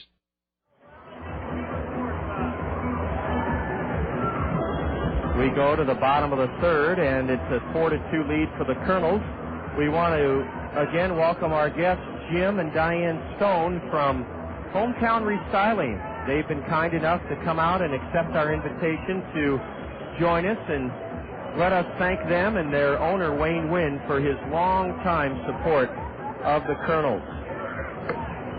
Bob Brooks is here, and Bob, you asked us about our trip to Beloit. And one thing about Beloit, and this may sound kind of funny, but you can probably appreciate it as a lifelong Midwesterner. You know, it's a delightful community, ideally located, Bob. You're not far at all from Milwaukee, Chicago, and Madison. Certainly aren't, and it's a college town. A high drive. Look at this one go by Aaron Peel over the Randy Peel Hopkins Picnic Pavilion. Aaron Peel continues his torrid pace at the plate. leadoff home run on the first pitch of the third inning, and it's 5-2 Kernels. Number 2 on the night for Aaron Thiel, and his 6th of the year. That baseball must look like a beach ball to Aaron Thiel. Well, he hit it that way. Woo! Because it sailed out of here in bang-bang fashion. Wow! And you knew as soon as the crack of the bat, it was gone. Bob, that's right. I was looking at you to get your comments about Beloit, and I heard that sound, and I said, that's a home run. Yep. You don't have to look at it. You know it. Wow, Aaron Thiel has launched his second straight, and the Kernels have their lead back of 3 runs, 5-2 here in the third inning. Coley Kohlberg, in his second year of pro ball, is a 22-year-old out of the University of Arizona, and he's behind Drew Toussaint, 2-0. Now it's 2-1, rather. Toussaint flicks his wrist and fouls one into the screen. It's 2-2. During the middle innings, Bob will be visiting with Bill Utterback, the principal of Arthur Elementary, and then Sue Brooks, the PTA president, who helped organize this entire evening. I think Sue's on the docket to come up, and a strike is taken on the outside edge by Drew Toussaint, his second strikeout, and there is 1 out here in the Kernel third inning. For Aaron Thiel, that gives him a total of 6 home runs. It's great to see Aaron flourishing. He was kind of the fourth man, and it's because we had guys like Blake Balcom and Matt Pauley and such a good outfield last year. Aaron didn't get to really settle in as a regular, but he's proving to the Anaheim Angel or the Los Angeles Angels now that he belongs in professional baseball as a prospect. Warner Madrigal doubled and scored in the second inning. He's taken 2 pitches low, and it's 2-0. Bob, the other thing I have to say about Beloit, besides its great location and friendly people, there's ball 3 low. It must be one of the busiest trucking centers in all of the United States. Well, it's a hub for those cities. It sure is. Madrigal's turned loose on 3-0, and he fouls one straight back. Would you rather drive your truck to Beloit or to Chicago? I'd take Beloit any day. That's right. Probably distribution centers. That's what it is. Hormel. Yep, Hormel is there. Ball 4 to Warner Madrigal, and that's the second walk of the evening by the South Bend right-hander, Coley Kohlberg. Sunday, I want to reiterate that I suggest and encourage you to come early because those Kernel caps given out by Pat McGrath Chevyland will go to the first 1,000 fans, regardless of age or gender, and we expect over 2,400 here on Sunday. Please come early if you'd like to be one of the first 1,000 that is included on the Pat McGrath Chevyland Kernel baseball caps. Tommy Duenas doubled and scored, doubled in a run and scored in the Kernel 3-run second, and strike 1 is in from Kohlberg, 0-1 to Tommy. Kernels have 5 hits, 2 home runs, and 3 doubles. We haven't had that kind of extra base hit production all season long. There's strike 2 at the knees. Tommy glares back at Mark Evans, the plate umpire. Except for the first game against Kane County. That's right. That was one of our 2.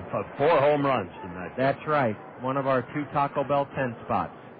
Ooh, a curveball almost sailed over the head of Wilkin Castillo. He had to come out of his catching squat to flag that one down.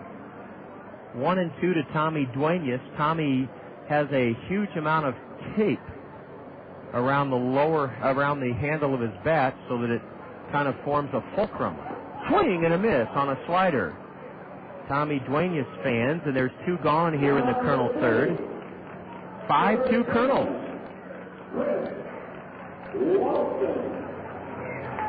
Of course, the other great thing about Beloit is Beloit College, one of the first liberal arts schools in the entire Midwest. I have a good trivia question for you on that. Walston is drilled in the ribs. He's okay, and Chris Walston takes his base. Chris Walston heads to first. Well, Bob, fire away. I love Beloit College. I used to compete there as an athlete at Knox College in the old Midwest Conference. What is it? Is it a famous graduate of Beloit? Yes, famous graduate. Basketball player, basketball coach. Ah, did he go to Notre Dame? No. Okay. I know the name Bill Hanslick. There's a strike to Richard Giannotti. He was... he didn't go to Beloit College, though, but he was from Beloit. Oh, okay. But go ahead with your question. I'm sorry. Well, this man came to Beloit after getting tossed out of Illinois. Oh, boy. There's strike 2 to Richard. But he became one of the most popular sports figures in the state of Iowa. Well, let me think about that one. And he coached in the state of Iowa. Okay. The 0-2 to Richard. In Division I. Slashed foul off to the left. Did he leave the University of Illinois for academic reasons, or was he a coach there? Well, he was illegally recruited. Okay. And he wound up at Beloit College and then coached in a high prominent position in the state of Iowa, Division I. Johnny Orr. Right. You're kidding me. Johnny Orr went to Beloit College? Yeah. I never knew that. Johnny Orr, who I remember coaching Michigan, he had Phil Hubbard and that gang in the late 70s. They knocked out Norm Stewart's Mizzou team in the late 70s. That's how I remember Johnny Orr. Another 0-2 to Richard. A bouncer up the middle and a backhanded stop and no play by the second baseman. They're loaded up. Emilio Bonifácio, Bob, saved a run with his good reaching stab behind second, but then he got his cleats almost caught with the shortstop, Mark Reynolds, and almost took a tumble. And Kohlberg is getting hit around pretty good. Consequently, the pitching coach, Wellington Zepeda, has come out to the mound. Yes, he has, and I'm telling you, Emilio Bonifácio made a fantastic play behind second, then was clipped by Mark Reynolds, who was flashing across behind the bag, trying to field that high chopper. What an at-bat for Richard Giannotti. The G-man struggling, was in the hole. He fouled off 3 0-2 pitches before reaching on that infield single. Well, that's got to make Beloit College awfully proud to count Johnny Orr as one of their alums. Ball one is high to Alexi Casilla. Alexi looking for a big blow in this game. Bases loaded, 2 out, bottom of the third, 5-2 Kernels.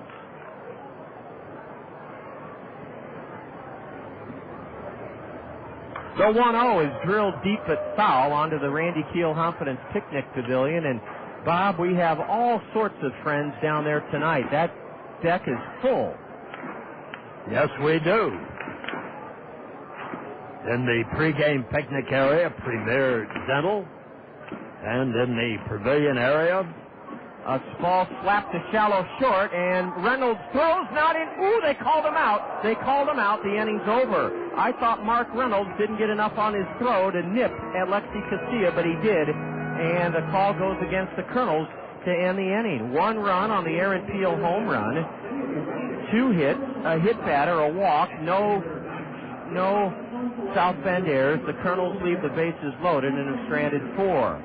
Well, Bob and I will tell you all about those groups down the left field line, and Bob will also be welcoming in Arthur's principal, Bill Utterback, in the 4th inning. After 3, Kernels on top of South Bend, 5-2. You're enjoying Kernel Baseball here in the Zone. How would you like your next home buying or selling experience and lending process to be handled beautifully under one roof? If that's the way you want your real estate and mortgage needs to be met, select Todd Financial Services. Securing your loan and helping you find or sell your home is what Todd Financial Services does better than traditional banks and real estate firms. You'll be fully informed, supported, and taken care of so that buying, selling, or financing your home will be a pleasurable experience. Todd Financial Services, eager to meet all of your mortgage and real estate needs under one roof. The Zone, ESPN Radio, 1600 AM. The Guide, your entertainment starting point, and your Coca-Cola Bottling Company invite you to choose the best lunch spot in CR. And the challengers are Bricks Bar and Grill, Cabo Sports Bar and Grill, the Cedar Brewing Company, Chappie's Safari Lounge, the Chrome Horse Slop House and Saloon, Chuck and Dale's Bar and Grill, CJ Sports Bar and Grill, Cocktails and Company, Moose McDuffie's, 3rd on 1st Sports Bar and Grill, Tornado's Grub and Pub, and the 33rd Avenue Sports Bar and Grill in Zaza's Clarion Hotel. East. Then vote for your favorite establishment, and you could win a trip to Vegas on Allegiant Air. Your official entry form is in the guide. Look for details in your mail or the Wednesday Gazette. Complete rules online at thezone1600.com. Join the Zone and the Guide on our 2005 Bar and Grill Tour, presented by your Coca-Cola Bottling Company. Because a man's gotta eat, don't he? Javier Brito will be the first man to bat for South Bend, the Silverhawks. Fellow looks like Manny Ramirez standing in there at the plate. And the ground ball off the pitcher's left leg rolls to the first baseman, who tags the bag and gets him out. So that play will go Rodriguez to Walston, who gets the put out. One is gone. And the next batter will be Alan Muttram.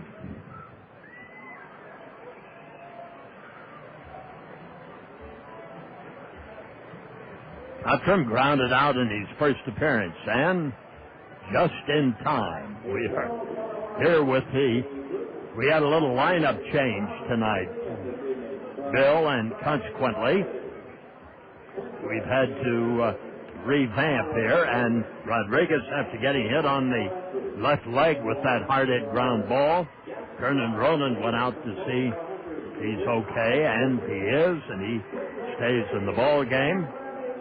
Also, Eric Munson, the trainer, was out there. So Brito, the first man up, is out, and that brings up Muttram, right-handed batter, who has that kind of side saddle stance down there. And Bill Otterbach is the man that we're talking to, is the principal at Arthur School. This is Arthur School and the Knights out here for their evening at the ballpark. And there's a swing and a high drive to left. It is foul, otherwise it would have been out of here. Bill, welcome. Well, thank you. It's good to be here. Good to see you again. Yes, yeah. I get to see you about every year. Well, I tell you, Bob, it's always good to see you. Or, if I come and read, I get to see you twice a year. That's it. We always welcome the alumni back, and plus anybody that's got somebody there at Arthur definitely is welcome. There's a ball low and outside to make it 1 ball, 1 strike. What kind of a school year have you had with the Knights, Bill? I think it's been a good one. It's a good one. This is my first year at Arthur. Just was welcomed very well by all of the people, and kids have done a real nice job. The staff have worked real hard, and so we count it as a real successful year. That school was built in 1914. Yeah, 1914. It says that right out in front. Yes, I know it does. Yeah. It's it's amazing that you can get in there and you can get 340 some kids in some classrooms and you don't hear anything. There's a ball that is out of here. It is gone by Alan Muttram to make it a 5-3 game. Muttram gets his 6th home run of the year, and this game is turning into a score-a-thon and big hits. So, 1 out and then the home run. And that brings up Mark Reynolds, the shortstop. Bill, I told him before the game down on the field, I said, well, I remember my days very well at Arthur. I remember the principal was Miss Pavlovsky, or Miss Smithy, and Miss Pavlovsky was another one of my teachers, and Miss Dinsdale, and but I remembered Miss Smithy because she was the principal. You made a comment about spending a little bit of time in the principal's office. Oh, yes, I always did. You were just greeting her. Well, yeah, I wanted to be a friendly little kid. Yeah. There are some that are like that. No, but that shows you really remembering those names and so on, the experience at that young age that you had. Yeah. Yeah, it's getting those kids as they come in kindergarten and have very little experience with school, then taking them through the grades. And we're getting ready right now to send our 5th graders on, most of them heading to Franklin. but it's just something to watch those kids grow up. Yes, it is, and it's just a grand experience. There's a strike over the outside corner. This is Mark Reynolds, the shortstop, in a 5-3 ball game in which the Kernels have the lead. There's a high fly ball to right. Madrigal should handle this one easily. Takes a couple of steps and gloves the ball, and 2 men are gone. Number 9, left fielder, Jeremy Millens. Jeremy Millens, who was called out on strikes in his first appearance, now comes on here. Yes, you were talking about the silence of the building, and those walls are thick. They are. We had a project, an Eagle Scout project just recently, and needed to drill through some of those, and I tell you, they're in some cases up to 12 inches thick. Madrigal makes a running catch in right center field with his back to the infield to retire Millens and the South Bend Silverhawks. Warner Madrigal making an excellent move, and he looked a little bit lethargic at the start of the year, but recently he looks like the prospect that he is reported to be. So we complete the top half of the fourth inning with 1 run, 1 hit. There were no errors, nobody left, and we'll be back. The Kernels lead it 5-3 over South Bend. You're listening to Kernel Baseball in the Zone. Watch your team's out-of-market games live from anywhere. Log on to ESPN.com for MLB.tv. Live Major League Baseball right to your desktop. Subscribe and catch your favorite team live from any computer. Get the most baseball available anywhere, live online. Log on to ESPN.com. Sign up for MLB.tv and never miss a game again. MLB.tv now on ESPN.com. Sign up today. Saturday morning. It's over easy as Scott Unash dishes up the Hy-Vee Coaches Corner here on the Zone. It's a hearty helping of local sports coverage from the Metro and beyond. All the latest prep news, the way only Scott can serve it up, cooked up live from this week's featured Cedar Rapids Marion Hy-Vee Kitchen. Get your Saturday breakfast special by tuning in to the Hy-Vee Coaches Corner, live from the Hy-Vee Kitchen at 3235 Oakland Road Northeast. Only here on The Zone. Kelly's Auto Center in Iowa City is the home of the nationwide 6-month, 6,000-mile warranty. Whether it's across town or across the country, you'll drive with confidence in a Kelly's car. Each of Kelly's vehicles receives a strict 110-point safety inspection to make sure you receive the quality used vehicle you've come to expect from us. A qualified mechanic checks each car, truck, and van bumper to bumper. For peace of mind on your next vehicle purchase, stop by and see Brett or Tim at Kelly's Auto Center at 510 South Riverside Drive in Iowa City. Over the outside corner, the second pitch by Kohlberg is a called strike, and the pitch inside misses the corner. And we have started the last half of the fourth inning. Sean Rodriguez, right-handed batter for the Kernels, with the count of 1-2 strikes. Kohlberg again fires, tried to hit the same spot on the inside, missed it, and it's 2, strike 2. Arthur Knight's out here in what has now become a little bit of a rain shower at the ballpark. This pitch is low and outside. And we go full now. 3 and strike 2. The pitch swung on and fouled back by Sean Rodriguez. Kernels got 1 in the first, 3 in the second, 1 in the third. And South Bend has had 3 one-run innings. Ground ball to the right side. High bouncer. Bonifácio throws in time for the out. 1 man is gone.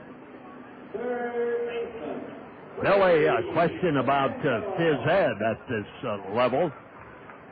A lot of schools face a challenge in that regard of cutting phys ed to get more reading, writing, arithmetic, but I am sure that phys ed, being as important as it is, does get good attention from Arthur. Yes, it does. We're fortunate to have a strong program. Our PE teacher does has intramurals before school in the morning, so getting kids there and getting them active right away at the beginning of the day. And then throughout the school day, then has the kids there active, just working not only on the skill areas, but also the cooperation, the things that kids just really need to develop. Something that we're hearing more and more about is childhood obesity, and the trying to make sure that not only are we educating kids in regards to foods and things like that, but also the activity levels that they need in order to be healthy. Does that affect the school lunch program too? You know, it's going to. I've been a part of some conversations recently, and yeah, whether it's portion size, making sure that that's appropriate again, or just once again making sure that that the food that goes into the lunch is as healthy as can be. But it'll affect it more and more.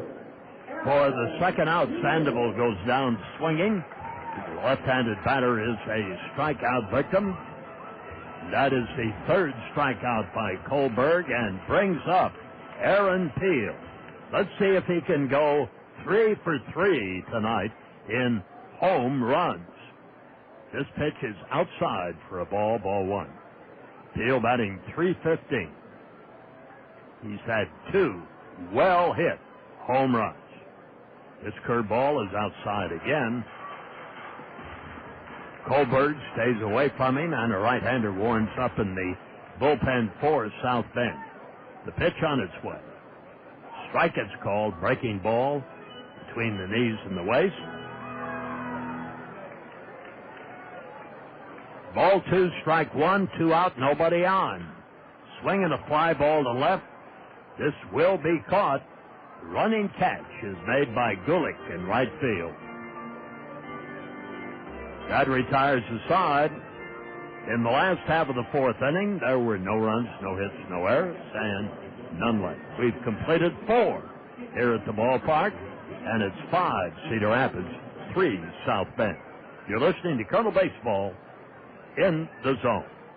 Papa John's pizza, it's so good. Better is best, that's understood. Better call Papa John's tonight. Better call Papa, he's got it right. Better ingredients, better pizza. Papa John's. Attention baseball fans, call your local Papa John's for our home run special. Get a large pizza with up to 3 toppings of your choice for only $9.99. Papa John's. Better call Papa. Your glasses just aren't helping your eyes. I know that sounds harsh, but you probably know that from your own experience. Corrective lenses don't cure poor eyesight. In fact, our doctors believe they can create dependency and make bad vision worse. Hi, I'm Cliff Rose, founder of the See Clearly Method Company. How many people do you know, including yourself, whose eyesight got weaker with every stronger prescription? The doctors who created the See Clearly Method say that many people need stronger prescriptions year after year. Fortunately, there's a way to improve bad vision naturally, without drugs and without surgery. It's called the See Clearly Method.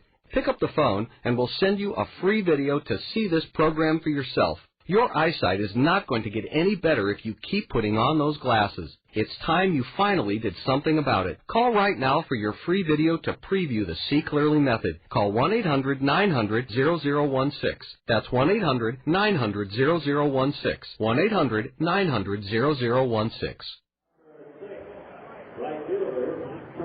John Rogers, Bob Brooks out here at the ballpark with Bill Utterback, who is the principal at Arthur School on the night's night out here. And the first batter for South Bend stepping in will be Travis Gulick.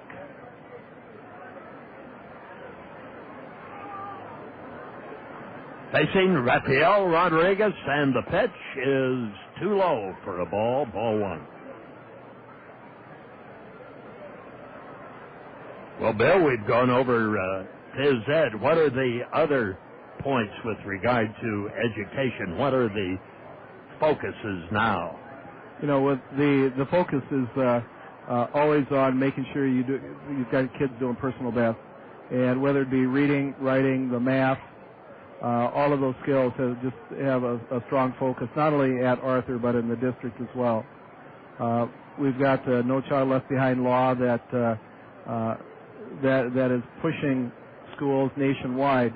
And Cedar Rapids, I think, has always taken pride in how our kids have done, and just continuing to do a good job with them. The count moves along to ball 3, strike 1 to Travis Gulick. First batter up. Kernels lead 5-3. Now the pitch. Curveball. He thought he got him, but instead it's ball 4. That puts a runner at first. And Boager comes on. Joshua Boager, left-handed batter. Number 20 on the back of his gray traveling uniform. Comes from Penn Grove, California. Has been at Yakima and Missoula, out in the Northwest, and throw over to first, and the runner's back in time. The wind now has changed around. Instead of blowing from home plate out, it is now blowing from left center towards right center. The rain has stopped somewhat. Here's the pitch. Strike over the outside corner. Well, in school these days, the electronics. Isn't it something? Well, it is, yes. Yeah. Being a kindergartner in electronics, why, I certainly admire what these really young people can do. Yeah. Amazing. And the amount of information they can absorb. Yeah. I saw something one point in time that talked about how frequently the amount of information there is in the world doubles and just increases. And it's just a world of information out there. And we've got a lot of kids that are coming to us with experiences with a lot of these electronics that you're describing, and others, we are just providing that initial opportunity for the kids as well. But it's there, and it's not going away. No, it's only going to increase, isn't it? Exactly. And it's really helpful in what we're doing. There's not a lot of stand up and lecture in the elementary schools, and I doubt there's a lot of that in other schools as well. But just the kids getting them the experiences they need, and getting those electronics as you described them into their hands, and these kids, they produce some pretty fantastic things. Here's a little tap down along the first base line. Foul ball for the left-handed batter Bonifacio. After Gulick took a base on balls, Drager, he rolled out, and making a good play was Walston at first base. The pitcher, Rodriguez, was going to cover, but Walston took it himself, tagged the bag. The runner advances to second, so we have one out, runner at second, and a 5-3 Cedar Rapids Kernel lead with Bonifacio, left-handed batter. Rodriguez checks him, and here's the pitch. Swung on and fouled back up over the top of the grandstand. I imagine the kids are anxious for the 6th of June. I think you could ask almost any student in any elementary school these days. Or high school, or junior high, or whatever. Right. How many days of schools are left? And some of them will start quoting it right down to the minute, I think. But, there's not too many. We've got Monday off as a holiday, and then next week we're making up some school for snow days. Yeah. So on the 6th, it will be our last day. Well, Bill, it's been a delight to have you up here. It's good to talk to you about. Oh, yes. I think you've got a special guest coming in here. Hopefully you recognize this guy. Well, I would hope so. There's the stretch in the pitch. Curveball swung on and missed. Changed up on him, and striking out is Bonifacio. Catcher, Wilkin Castillo. Here comes Wilkin Castillo, the catcher. He flied out and was out from the third baseman to the second baseman in his last appearance. Left-handed hitter, hitting .293 in a 5-3 ball game on the night where we've had some showers, a couple of clouds passing over, dropping some moisture and cool temperatures, and we've had some wind, and now we have no wind. There's a swing on a pretty good breaking ball for strike one. Outfield is straight away, and Sue Brooks has joined us up here in the broadcasting booth. Sue, it's for the first time, great to have you on. Thank you very much. This is quite a point of view. I've heard a lot about it, but never really sat up here before. Well, now you're in the catbird seat. I am. That's where John Rogers is there with all of his ad-libs and wonderful play-by-play and everything. So. Well, I won't nearly try to match his okay. Here's the pitch. Swung on, and an infield fly ball that should be easy here for the pitcher. He wanted it, and Rodriguez took it. And that retires the side with no runs and no hits. There were no errors and one left. We now have gone through 4 innings of play. Or check that, 5 innings of play. And we will have a 5-3 ball game here. As the Cedar Rapids Kernels come on to bat. Let's not short them on the last half of the 5th inning here, Sue. And they will have Toussaint, Madrigal, and Duenas to come on. And we'll be back with that portion of today's game. You're listening to Colonel Baseball in the Zone. What should you do with your glass bottles and jars once they're empty? Recycle them, of course. After rinsing the containers out, put the lids in your blue recycling box. Then separate your clear glass from your colored glass and place them in a separate plastic container. Set your glass beside your blue recycling box for curbside collection. City crews will empty the containers and leave your buckets at the curb. Remember to help the earth by putting glass in the recycling and not in the garbage. I'm Dave Shea. For 35 years, I was a news anchor for Channel 2. You may also have seen me driving around Cedar Rapids in my Honda Accord. Well, I retired from broadcasting, but I haven't given up my Honda. For years, I've told friends they should consider owning a Honda, specifically from Randy Keel Honda. Randy is a local dealer with 13 years of experience in matching drivers to the right vehicle. He has a fine selection of new Hondas, as well as quality pre-owned vehicles. And more than just a reliable service department, Randy Keel Honda offers Confidence, a 7-year, 100,000-mile warranty on every new vehicle sold.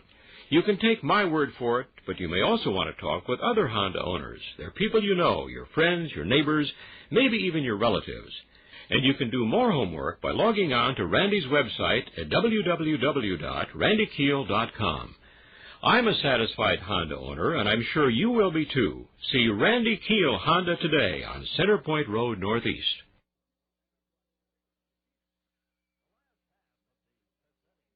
Ballpark. And the Kernels will get a shot at Coburg now, with activity still in the South Bend bullpen. And Drew Toussaint, who has struck out and been called out on strikes, will be the first batter. Swings, and on a changeup, he guessed wrong. Strike one to Drew Toussaint. Bobby Magianis coaching down the third base line. The pitch. Curveball for a strike.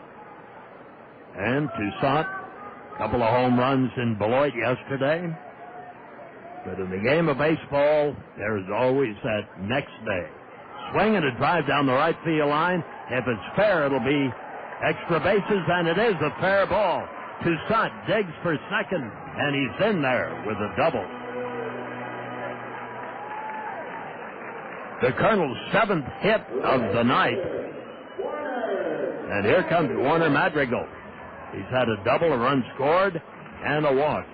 Sue Brooks up here in the broadcasting booth is the head of the Arthur Elementary PTA, having their night out here, and a bonus night, Sue, it's been too, because in your seats down there, you've had 2 baseballs come your way. You have to be alert when you sit down there in the director's seats, because you get a lot of foul balls, and if you're quick, you can take them home with you. Yeah. Well, one for Peter and one for Blair. Yep, we got one for each boy, so there'll be no fighting about that.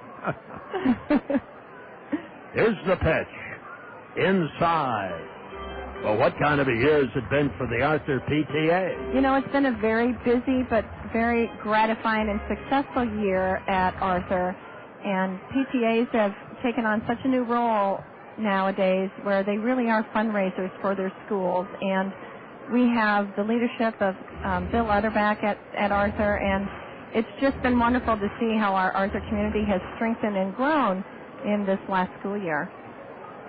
Now the stretch runner goes to third. The ball is outside throw. They have him, and he is out of there. Toussaint took off for third and is out from Castillo to Murillo. That's 2-5 on your scorecard. That we can tell you tonight. We can't tell you much else. Here's Madrigal, right-handed batter. Swung on and fouled back into the screen. So the Kernels had the first man up on with a double. He attempts to swipe third, and that probably takes a bit of a rally out of an inning. There's a ball that's outside, but for Warner, he will try to overcome that on a 3-2 count up here against the right-hander, Kohlberg of South Bend. Wind up, here's the pitch. Curved, swung on, and fouled out of play. And it's still 3-2 with one out. So the biggest program for the PTA this past year was what? The Arthur Walkathon is our biggest fundraiser of the year, and the funds that we raise in our walkathon are used for our general PTA funds, and those funds go to supplement our curriculum. They supplement our field trips. They supplement our enrichment, and we are able to pull from those funds and, for instance, purchase guided reading books. We purchase new air conditioners for our school. Arthur School is now completely air conditioned for those hot fall days and hot spring days. We hope to supplement our guided reading programs, and we all know how successful guided reading is for especially the younger grades. So we are able to use those funds and channel them right back into our school, and they really are greatly appreciated from all the people out there who donate their money to Arthur Elementary. And while that was going on, Madrigal drew a base on balls, and that draws Mark Haley, the manager, out for South Bend, and also makes for a pitching change with a right-hander coming out of the bullpen towards the mound as we speak, and Madrigal will be at first base. Josh Perot, a 22-year-old right-handed pitcher out of Mesa, Arizona, and Phoenix, Arizona South Mountain Community College will be the man here. In 2003, he was at Missoula. 2004 at Tucson and Yakima. And Peralt getting those warm-up throws in, 6'3", 208 pounds. The second pitcher of record tonight for South Bend. Well, Sue, that's a comprehensive program, and I can tell that most of the funding is for what the school is about, teaching. It really is academically driven over at Arthur Elementary, and we are so proud of that. And our community at Arthur is so strong. We have a very active PTA. Melissa Killiper Ernst is our outgoing PTA president, and she is also a school board member. I think that I have assembled a wonderful group of individuals for my executive board for the fall: Scott and Peggy Cross, Heidi Nassa, Julia Clare, and myself. And I think we're just going to continue to drive Arthur forward and set some real ambitious goals and try to fundraise and meet them. What would be one of them? Well, we have purchased a guided reading program, like I mentioned earlier. We also are going to adopt a new handwriting curriculum. And there's been a lot of correlation between handwriting and other academic areas that really can drive the success of the student beginning in kindergarten. And I'm so glad to see that our state legislature is going to fund early childhood, because the preschool education is now becoming so important to the success of these children when they start kindergarten. And with Tommy Duenas up there, the count 1 ball and 1 strike after he fouled it back up on top of the roof. Madrigal at first base. And Josh Peralt is out on the mound to stretch the pitch. There's a swing and a drive into left field. It is in there for a base hit. Bounces up against the wall. Chugging for third will be Madrigal. He holds there. And in with a double at second base is Tommy Duenas, his second double of the night. So the Kernels continue that extra base hitting. That brings up Walston. 2 home runs tonight by Peel. Now a couple doubles by Tommy Duenas. A double by Rodriguez. Double by Toussaint. A single by Giannotti. Here's the pitch. Strike, it's called. Nip the outside corner at the knees. South Bend has only 3 hits, but 3 runs.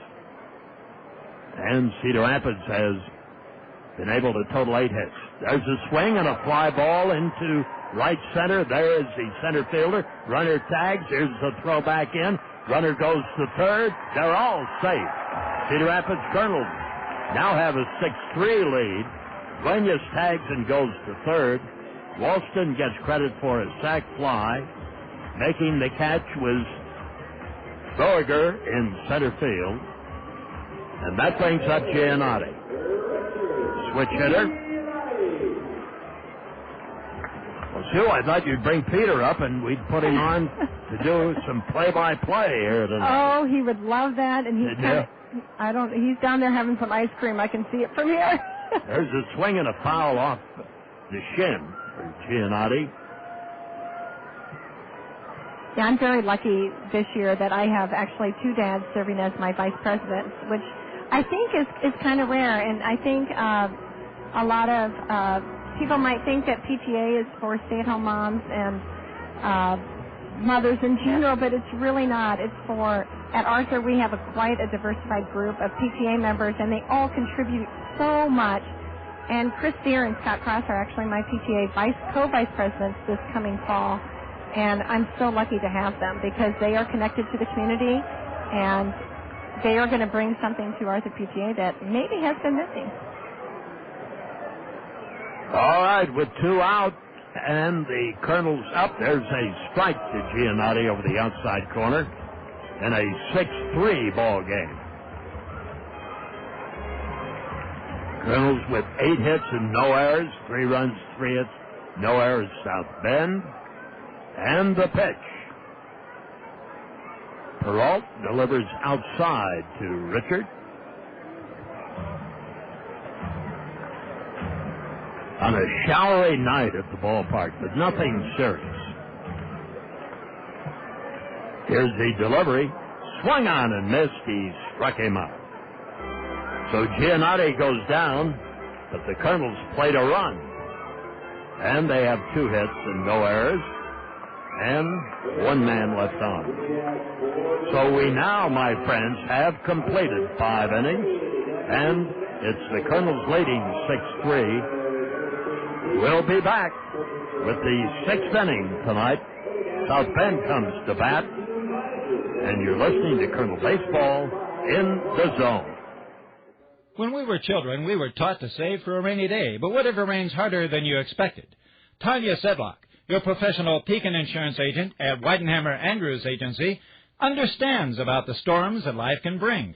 Whether you need auto, home, business, life, or health insurance, Tanya will review the coverages you need for your life and the lives of the ones you care about most. Help the sun shine on your life with a visit to your hometown Pekin insurance professional, Tanya Sedlock, at Weidenhammer Andrews Agency. Have you heard the great news? Mediacom has stepped to the plate to give girls and boys the chance to do cool stuff with the Kernels and at the stadium. As a member of the Mediacom Little Sluggers, you'll get to have an autograph session with the Kernels, take a tour of the stadium, watch a movie from the outfield grass, take batting practice with the Kernels, and participate in a story time with the players. Join the fun of the MediaCom Little Sluggers by registering online at Kernels.com. That's Kernels.com. I'm a ninth-year college senior. I need 2 more credits to graduate. I've needed those credits for 5 years. Sure, I could take ceramics, cooking, Yiddish, done. 2 credits right there. But no, I choose to stay in college. Go State! Go State! Let me tell you something. You're jealous of me. Oh, I gotta rest up before the pep rally, know what I mean? Oh, wait, you don't. Go back to college with ESPNU and ESPNU.com. Division I football and basketball matchups and major college championships. Never graduate. Where the Kernels have a 3-run lead on the team that leads the East in the Midwest League, South Bend.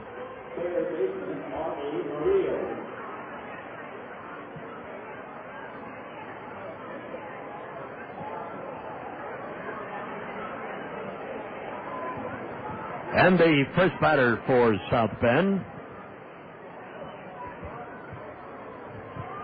will be Murillo, the big man, the man who leads the Midwest League with first in home runs with 9 and first in RBIs with 32. And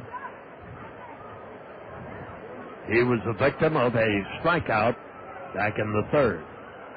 Strike 1 with Rodriguez getting the sign. Here's the pitch. There's a swing and a high fly ball into center. It'll be carried by the wind, but Giannotti in front of the warning track hauls it in. Murillo flies to center.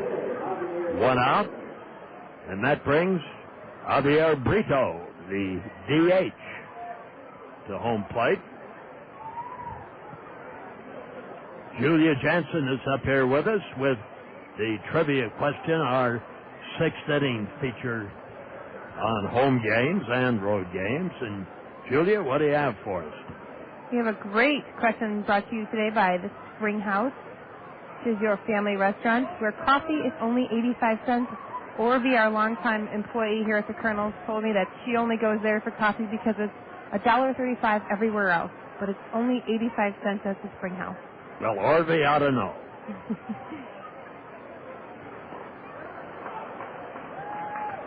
All right, and our question is, what team earned the distinction of reaching postseason play faster than any previous expansion team as the National League's first wild card team in 1995? Again, our number here is 896-7589, 896-7589. If you know the answer, please call in. If you already called in, please let other people try and get a chance at winning. I'll give you that question again in a moment. The pitch is blowing in the dirt, and the count moves along to ball 2, strike 2 on Javier Brito. The question was, what team earned the distinction of reaching postseason play faster than any other previous expansion team as the National League's first wildcard team in 1995?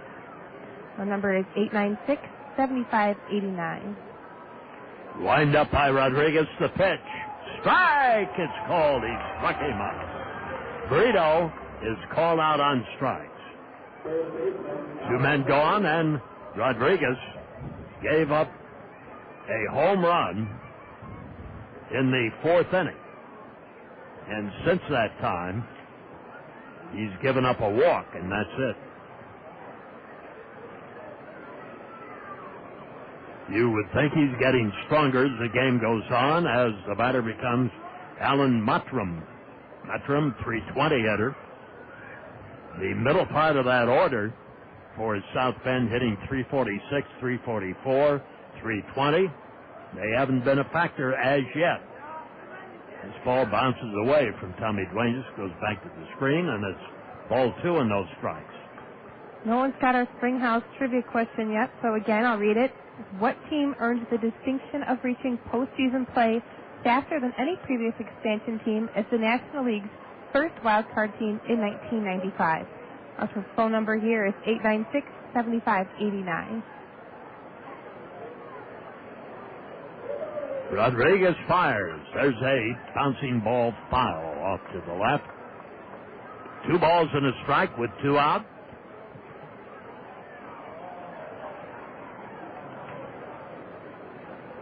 Remember, friends, that's an expansion team. There haven't been too many of those. There's a swing and a foul ball off to the left. Not Arizona. It's not Florida. There have been a couple good guesses.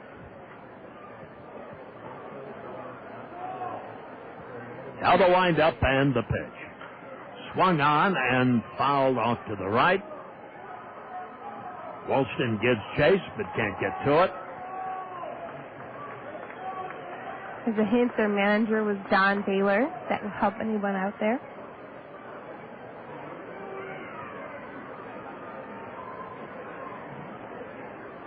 Right-handed batter, Matram. Here's the pitch. Curve. He thought he got him, but it's outside. Rodriguez didn't care for that call a bit. Ball 3, strike 2. The umps tonight, David Warren on the bases and Mark Evans behind the plate. Here's the pitch. Swung on, ground ball between short and third, over towards second base. It bounces into center field. Base hit. Hit number 2 tonight by Matram. He's had a home run and a single, and that brings up Mark Reynolds, the shortstop. So Rodriguez, who thought he had a strikeout but didn't get it, then gives up a single to Alan Matram here in the first half of the 6th inning.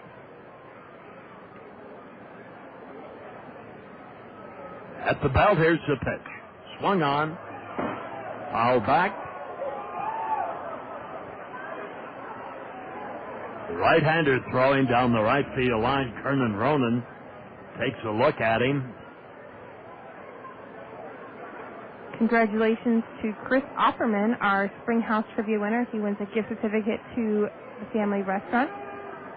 The answer to our trivia question today was the Colorado Rockies. In 1995, they had a season record of 77 wins and 67 losses, making them the expansion team that made the National League's first wild card team in 1995.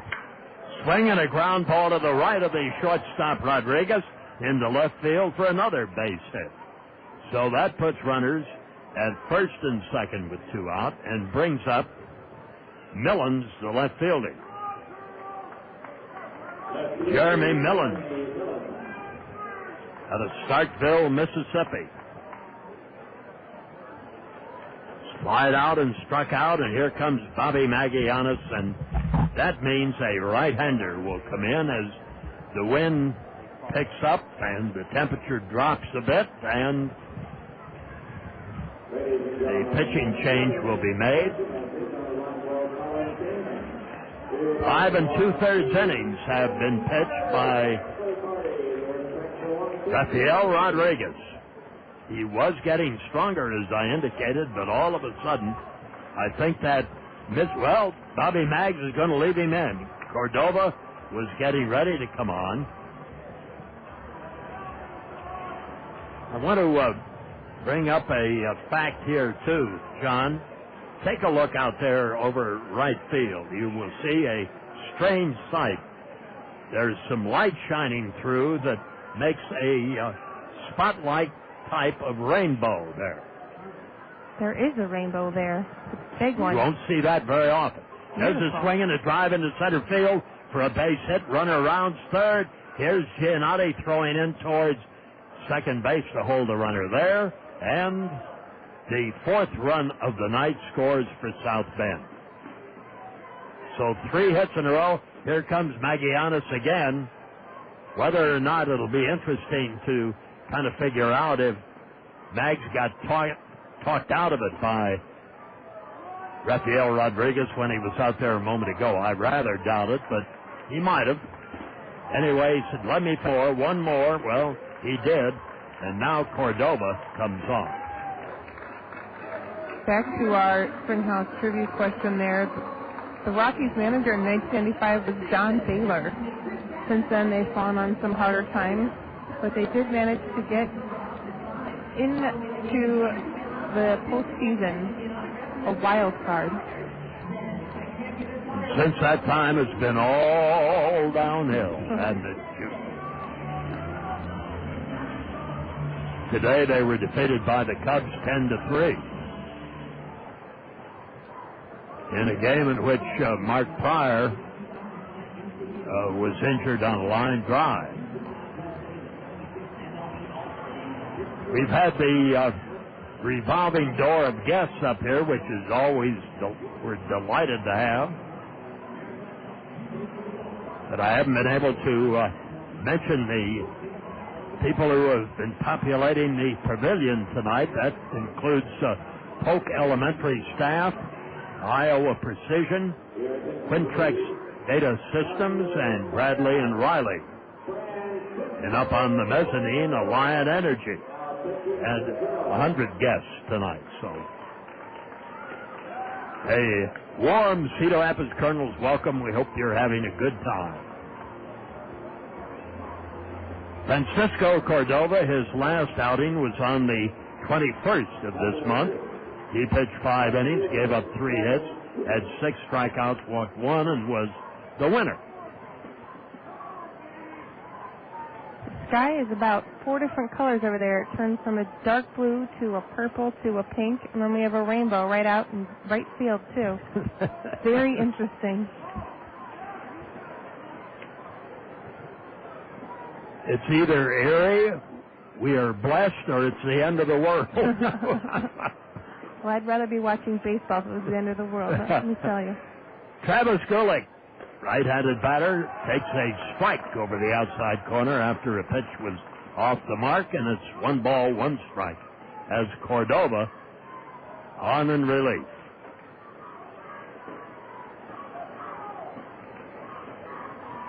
Cordova stretches, pitches. This one gets away from the catcher. The runners will advance to second and third.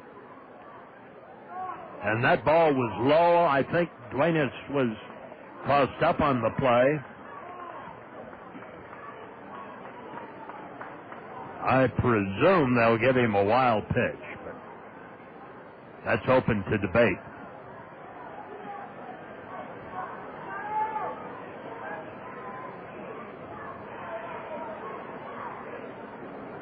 Now at the belt, the pitch.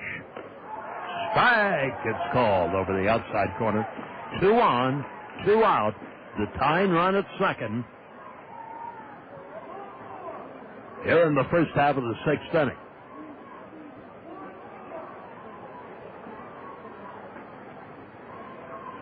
Now Cordova fires. Swung on.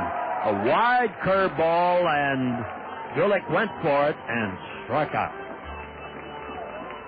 He got him with the old fish that time. 1 run scored. There were 3 hits, and that 1 run scored after 2 men were out.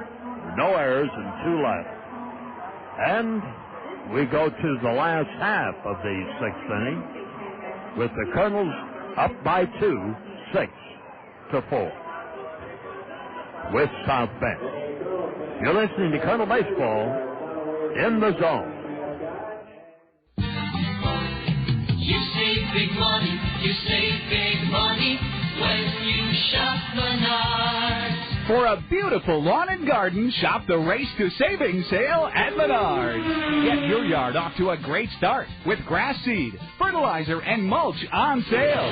A 5-pound box of NK Northland grass seed is just $8.48.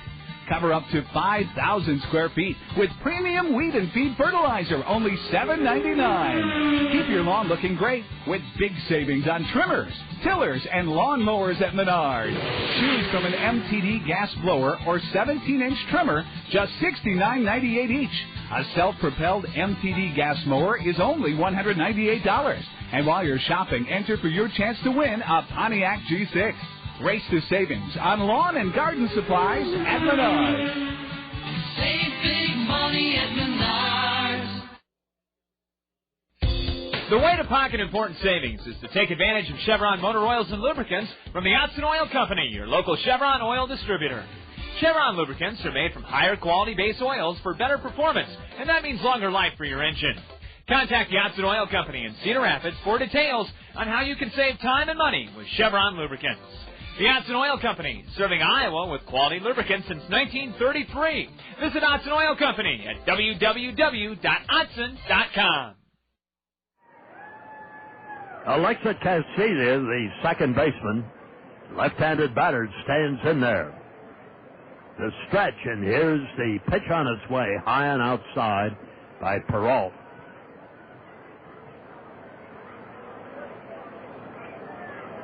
Josh Peralt, the second pitcher for South Bend, and there's a high chop. The first baseman gets it, pitcher covers, the play is goofed up, and the batter is safe at first.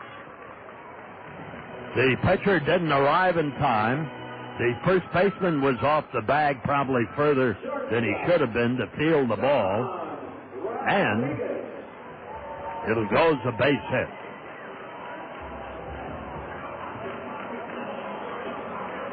That is the ninth hit tonight, and the Kernels have scored 6 runs, and that is only the second single out of those 9 hits.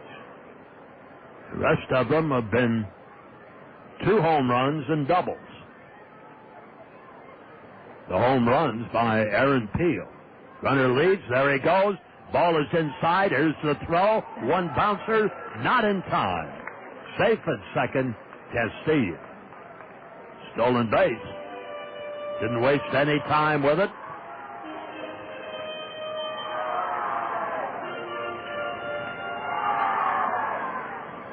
This evening has been like a day in Denver. Sure has. I watched that temperature drop from close to 70. Now it's down to, it says 57.9 in our thermometer here. Quite a drop in just a few hours. Casilla at second, now the stretch. And Peralt's pitch is bunted between the mound and first. First baseman picks it, throws to the second baseman, and Bonifácio makes the putout. And going to third is Casilla. Play goes 3-4, and Freddy Sandoval, left-handed batter hitting .261, comes on for the Kernels here in the last half of the 6th inning. Infield is in. The pitch is a strike called over the outside corner.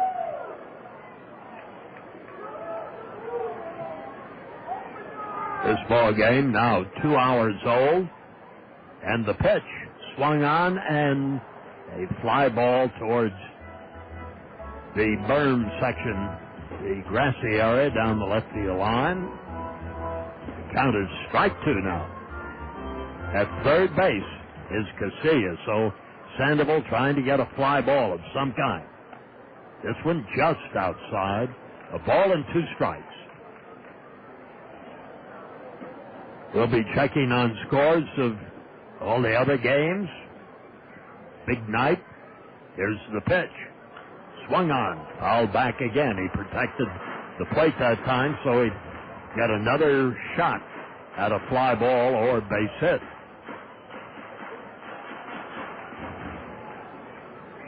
Cedar Rapids trying to get that 3-run bulge again.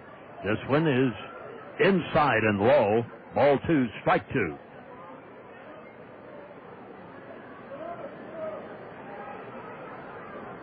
Freddy Sandoval, left-handed batter. The pitch swung on and fouled. He protected the plate again. And the pitcher in the bullpen makes the catch and then flips a high little flop shot into the kids down the left field line. Now the pitch swung on. High bouncer, first baseman stabs it. Flips to the pitcher in time for the out. And the run comes in to score. So Sandoval did exactly what he wanted to do. He hit a high chop this time. The first baseman, Mottram, had to make a high leap for the ball. The pitcher then came over, and Peralt covered. But by that time, home with the run was Casilla, and it's 7-4 Kernels.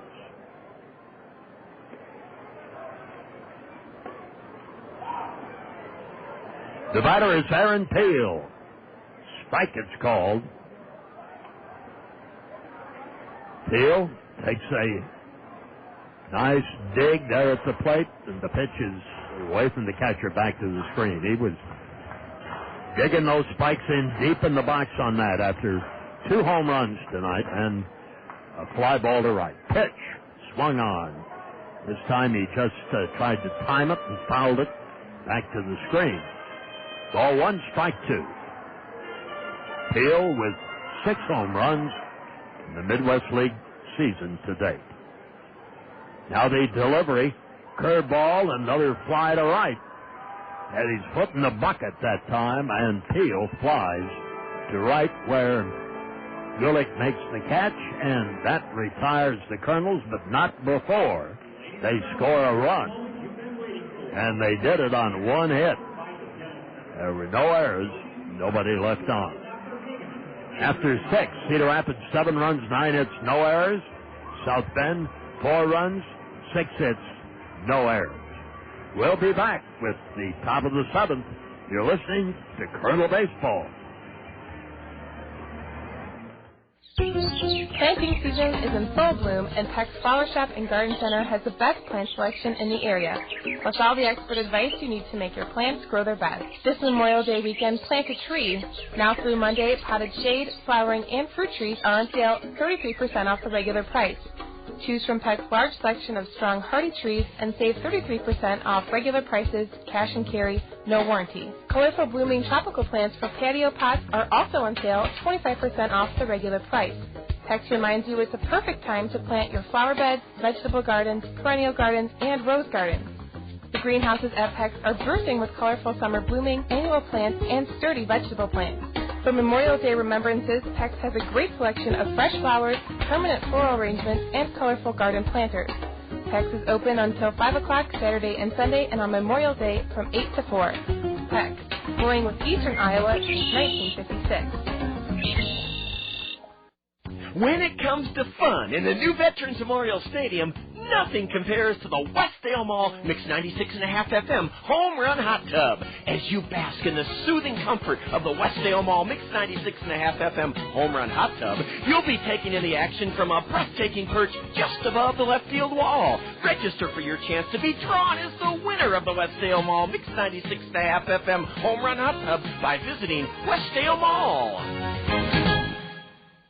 There's the throw down to second, and the peg around the infield.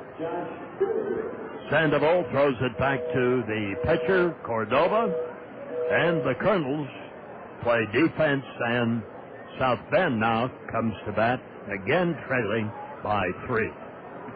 A salute tonight to the Cedar Rapids Rough Riders hockey team. Mark Carlson and his gang, guests of the Kernels tonight, and before the game, they got to display the Clark Cup that they won for the playoffs. In fact, what a year it's been. First pitch is outside. Now this pitch is swung on and missed by Drager.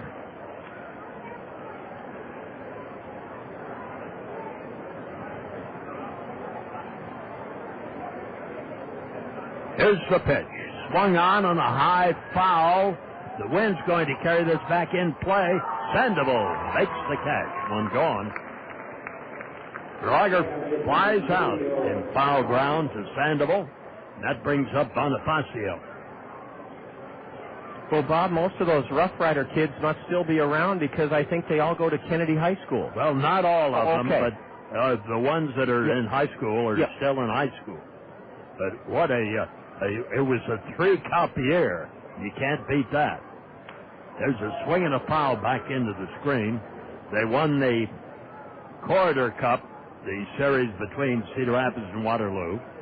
They won the Anderson Cup for the best record during the regular season, and they won the Clark Cup for winning the playoffs. Strike 2 to the left-handed batting Bonifácio. The pitch swung on, it fouled down the left field line. And, Bob, I'm glad you mentioned Mark Carlson in particular. He's given his entire professional life to the welfare of this hockey club, and he's been with it since its inception. And it took 6 years. Swinging a ground ball past the mound. Shortstop bobbles the ball. It'll be an error on Rafael Rodriguez, or on Sean Rodriguez. Only the 8th error committed by Sean, and I'm not sure if he was thrown off by the leaning, lunging motion of Francisco Cordova. Cordova took a lean towards that ball, but it was an error all the way, and let's hope that Francisco Cordova, coming off 5 shutout innings, a win Saturday after that long rain and lightning delay here at home. Francisco hopefully it'll be tough to get a double play because you've got a left-handed batter and a speedster at first. The pitch, bunted foul off to the left. Well, the short hop got Rodriguez. Got in between, and that always spells trouble. Incidentally, I'm going to start a television show next Tuesday night on Mediacom Connections here at 7:30. And one of the features will be the season that the Cedar Rapids Rough Riders have. I bet you'll have lots of good highlight footage, Bob, and hopefully some of the players, or maybe even Mark Carlson, will still be around to comment on the season. Now the pitch on its way. There's a swing and a bouncing ball. Rodriguez tags second, throws to first. He's out to double play. That retires the side, so Rodriguez made up for it. Sean dug up that one, tagged second himself for the unassisted put out, and then threw to Walston at first to double him up. No runs and no hits. There was one error, none left. And at the end of 6.5, it is 7-4. The Cedar Rapids Kernels. We'll have more from the ballpark. You're listening to Kernel Baseball in the Zone. We've been telling you for some time that Greg's Lawn Service is a cut above the rest when it comes to caring for your lawn. However, Greg's experienced staff does so much more than lawn care. They offer complete landscape design and installation, concrete curb edging, grading, sodding, and hydro seeding. Yes, Greg's is a complete lawn care service, and they welcome the opportunity to show you why they are a cut above the rest. Give Greg's a call for more details about their wide range of services. Hey, Jen. Hey, guys. Sorry I'm late for lunch, but I have a good reason. Let me guess. New purse, new shoes. Hey, new haircut. Yeah, I had a change of heart with my hairstyle and stopped by Cost Cutters. Oh. So, what you think? I think it looks great. I love the color and the layers. Yeah, I like it and all, but I'm sure you'll change it next week. Hey, my hair is always a struggle.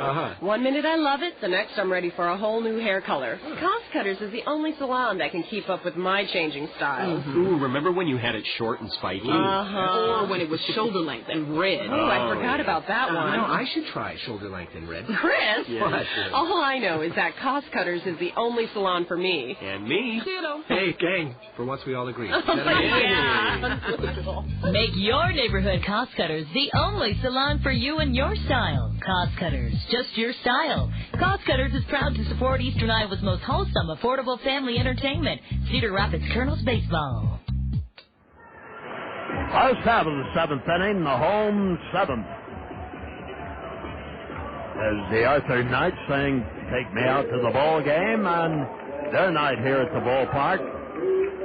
And that brings up Drew Toussaint, who has had a double and has been out on strikes twice. A lefty warming in the South Bend bullpen, and that's Mark Rosen. This is the second full inning of work for Josh Perot. The stretch, here's the pitch. There's a swing and a miss. You know, we've been commenting tonight, John, about the fact that Mark Haley, the manager at South Bend, changed the lineup before the game. There's a swing and a fly ball into shallow right. Gulick is there, and he loves it for the first out. One gone. I used to do 3I League and Midwest League games on the ticker. You know, where I sat in the studio and read it off a ticker. And then recreated it or reported it? No, just recreated. Wow. And did that for a number of seasons. And, of course, you would get rookies at the ballpark who were sending you the information. And you talked tonight, I thought, when we had the foul-up on the lineups, there's a swing and a drive into center field that should be caught and is by Buhager. That brings up Tommy Duenas. I remember on several occasions the ticker comes in and the reporter had 4 outs in the inning. Now any of you listening at home or in the stands who have kept score of a baseball game, you figure out how you're going to figure what happened when you have 4 outs in one inning. You can't really fib or deviate. You just have to try to. Could you communicate with the man? No.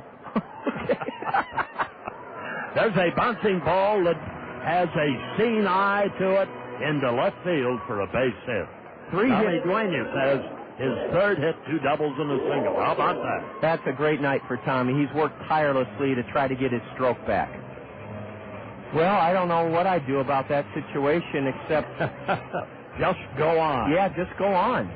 Boy, Bob, recreating, did you actually use sound effects or? No, I did not. Okay. There's a strike called, right-handed batter Walston, the first baseman. I thought that was faking it too much. Although I did have them play just the same crowd noise on the record. Okay. So it gave it some ambiance. Yes. Boy, Bob. I didn't get a leather chair and put my fist into it. You mean for the thudding sound of a ball in a glove? Or? Yeah. Okay. Boy, oh boy. We've got to have those memories. I know you've talked to Al Smith, Bob, about documenting some of these great experiences you've had over the decades. Here's the pitch. Walston fouls it off to the right. And maybe someday that book will materialize, but in the meantime, it's so much fun to hear these stories because each one of them has a different twist to it. The stretch. Here's the pitch. This one fouled off to the right side. Yeah, you're relying on the accuracy of the guy at the other end when you're taking a report of a game from another city on. Was it a Western Union? Western Union ticker. Okay.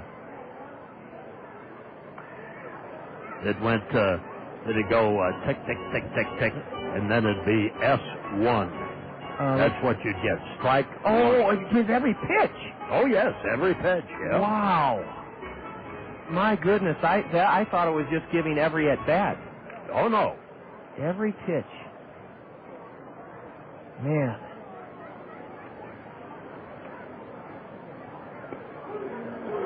There's strike 3 is called.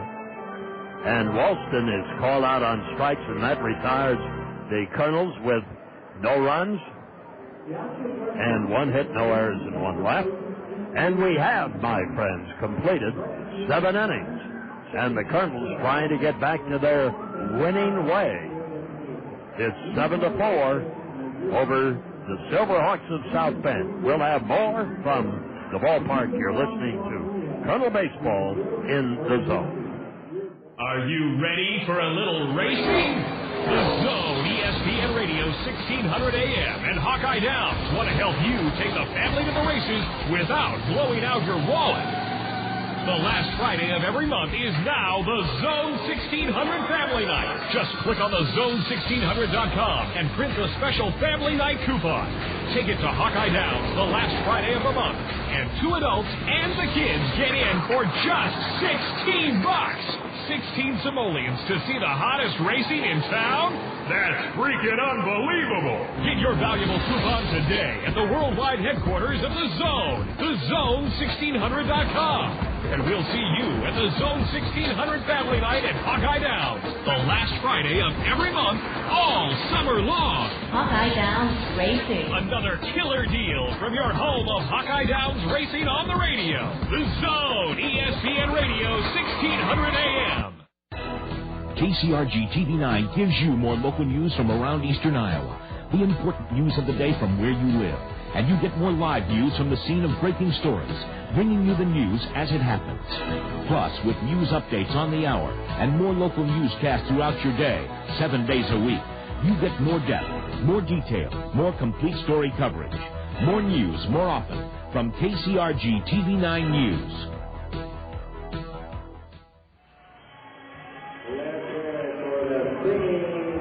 A festive atmosphere as we kick off the Memorial Day weekend with you here in the zone. Veterans Memorial Stadium, 7-4 Kernels. The Kernels have out-hit the South Bend Silverhawks, who lead the Eastern Division first half standings by a game over Fort Wayne. The Kernels have out-hit them 10-6, and as Bob said, 7 of the Kernel 10 hits have been for extra bases, including 2 home runs by Aaron Peel, 2-run double for Sean Rodriguez, a double and a 2-run scored by Madrigal, a 3-for-4 night by Tommy Duenas, including 2 doubles.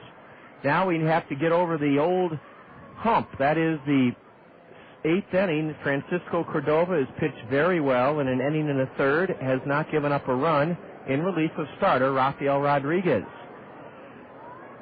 And Cordova is going to face the heart of the order, and we'll see. This is their last go-around here, and we'll see what Murillo can do as he's supposed. We'll see if he's the hitter he's supposed to be. Well, he delivered an RBI sacrifice fly back in the first. Strike one is in, and now a let-up low.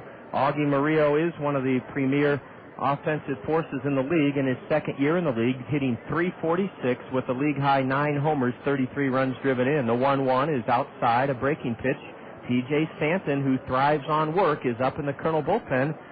Physicians Clinic of Iowa brings us our Kernel injury report. Frederick Deloiza-Gacarni is still sidelined. Here's a pitch drilled into the right field corner. It hits a foul line. It'll be extra bases. Digging it out of the corner is Warner Madrigal, and stopping at second with his 13th double of the year is Augie Murillo. Tough break for the Kernels. That ball slicing off the right-handed batter's bat hit the foul line, according to David Warren, the base umpire. For Augie, I have watched him tonight, since he is supposed to be the star of the show, and that is his first base hit.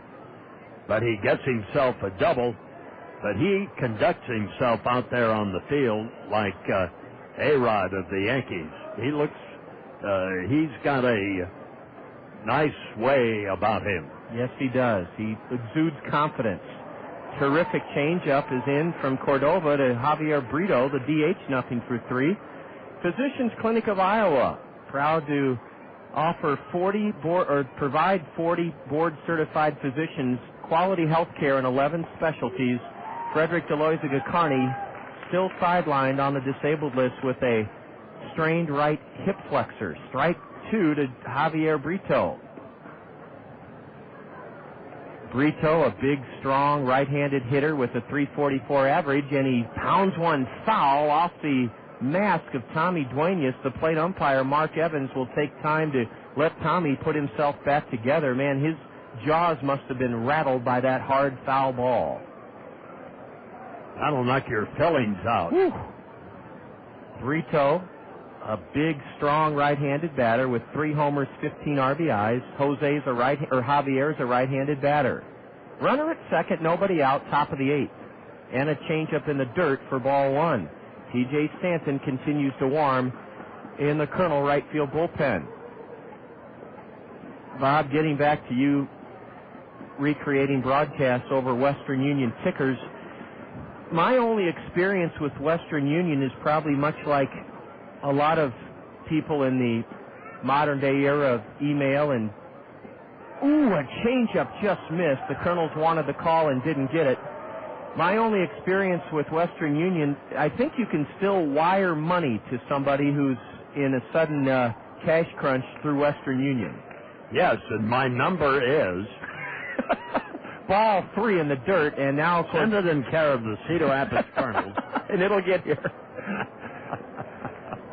Oh, brother.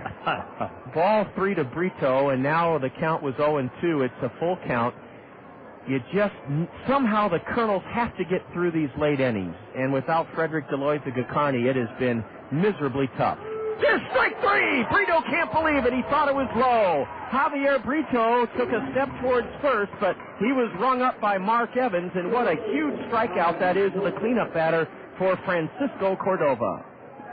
That's the second time that he has struck out tonight. Once swinging and once called. Now here's the fellow with the strange stance, Alan Mottram. And Bob, as he steps out, I think we have some good news to share about our crowd tonight.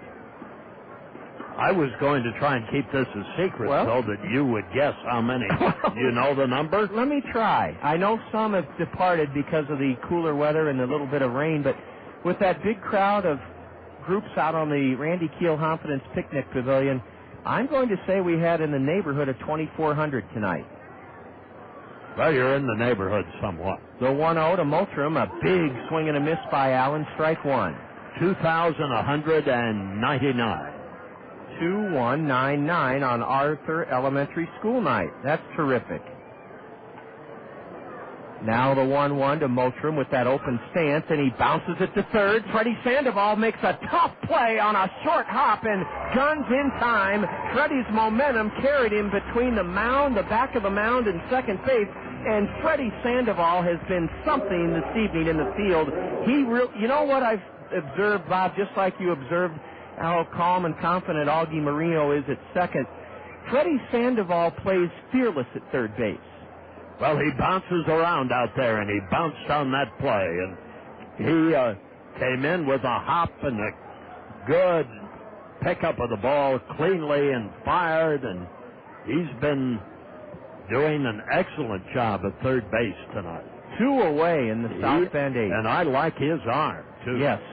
Freddie is just one of those kind of guys that is so happy, and it's an old cliche, happy to be here, but he didn't get to play last year. I think, Bob, you reported, or Todd Brummelkamp, that he had trouble getting a visa out of Mexico, yes. A work permit, in other words. There's a strike in from Cordova to Mark Reynolds, 1 for 3 tonight.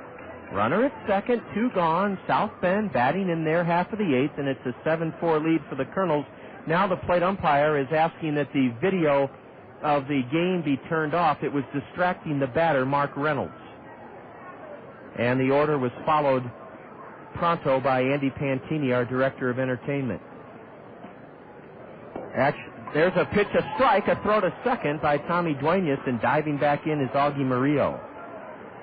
Another thing you have to like about Tommy Duenas, he'll fire that ball to any base at any time. And we asked Bobby Magallanes, one of our fans did, on a Friday South Slope Communications Triple Play show, and Bobby said that directive comes right from Mike Scioscia.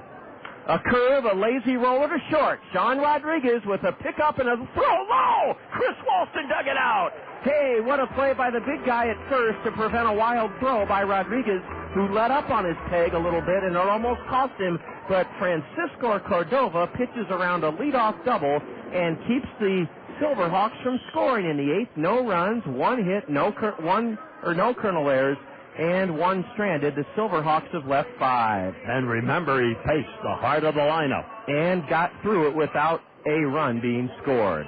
After 7.5, before over 2,000 here tonight, Kernels lead the Eastern Division leading Silverhawks 7-4. A new hurler's coming on. Mark Rosen will tell you about him when the Kernels bat. 7-4 Kernels after 7.5. You're enjoying Kernel baseball here in the zone. When we were children, we were taught to save for a rainy day, but what if it rains harder than you expected?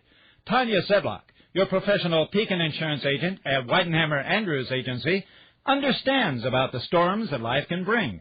Whether you need auto, home, business, life, or health insurance, Tanya will review the coverages you need for your life and the lives of the ones you care about most. Help the sun shine on your life with a visit to your hometown Pekin insurance professional, Tanya Sedlock, at Weidenhammer Andrews Agency.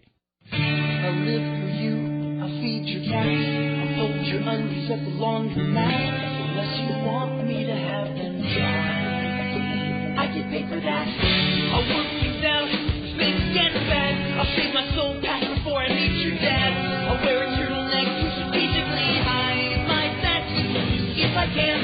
I'm getting the best, I'm waiting your hand. I'm giving you all my time, but this Dr. Pepper is mine, Rich face, forget it. This Dr. Pepper is mine.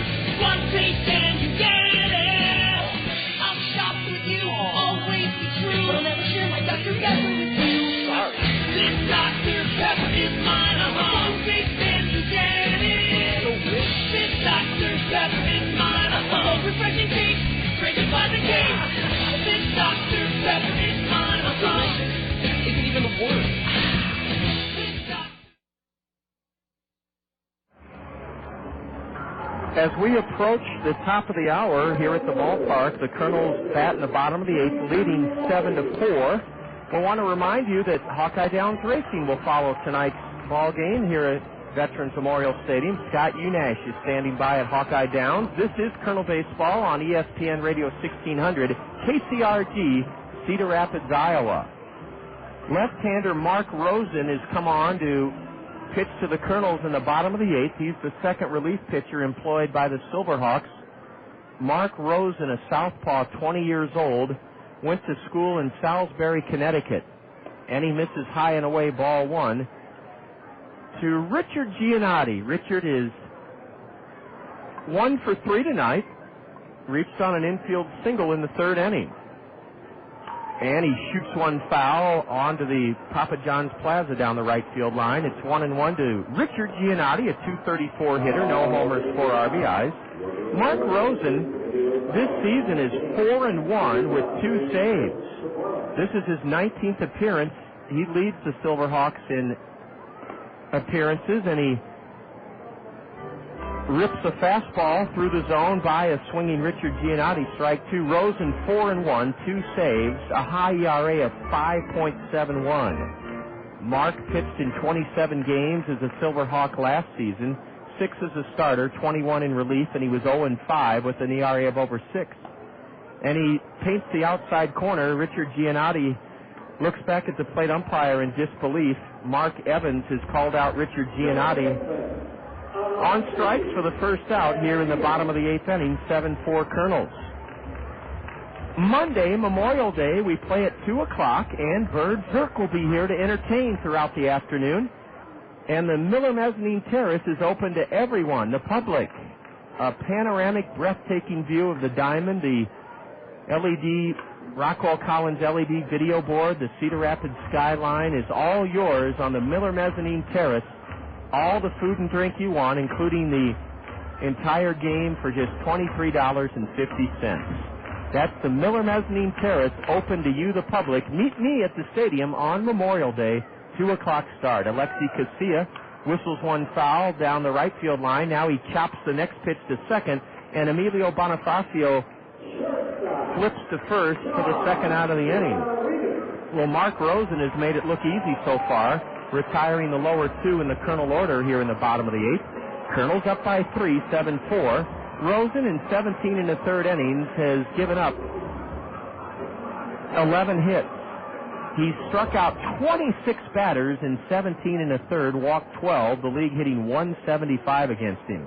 Boy, those are funny numbers. A 4-1 record, yet an ERA of 5.71, and the league hitting a meager 175 against him. Sean Rodriguez looks at a strike. Sean has a 2-run double. It came back in the 2nd inning, and it put the Kernels ahead 4-1. The Kernels have only trailed in this game once. South Bend took a lead in the 1st inning, 1-0. The Kernels tied it in the bottom of the 1st on a home run by Aaron Peel, then struck for 3 in the 2nd and lead it 7-4. Strike 2 on the inside corner. Rodriguez can't believe the call by Mark Evans, the plate umpire. T.J. Stanton will likely come in to work the 9th inning. We'll have our Colonel Did You Know question coming along here shortly. Sean Rodriguez pounds one foul straight back. In fact, we'll do it right now. Bob mentioned earlier Mark Pryor being struck on the elbow by a line drive at Wrigley Field this afternoon. And Bob, depending on what happens here with Rodriguez is at bat, I want to link up a Colonel Did You Know question. There's a pitch high over the head of the catcher. Most people have heard of Herb Score, whose career was ended by a Gil McDougall line drive in 1957. But our Did You Know question, did you know that left-hander Herb Score signed with the Indians out of high school because he had a friendship with scout Cy Slapnicka? I did not know that. Cy was the one that signed? Yes.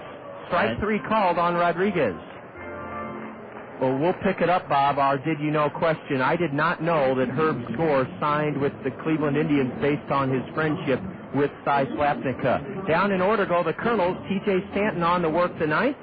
And as we head there, Kernels lead Silverhawks 7-4. You're enjoying Colonel Baseball in the Zone.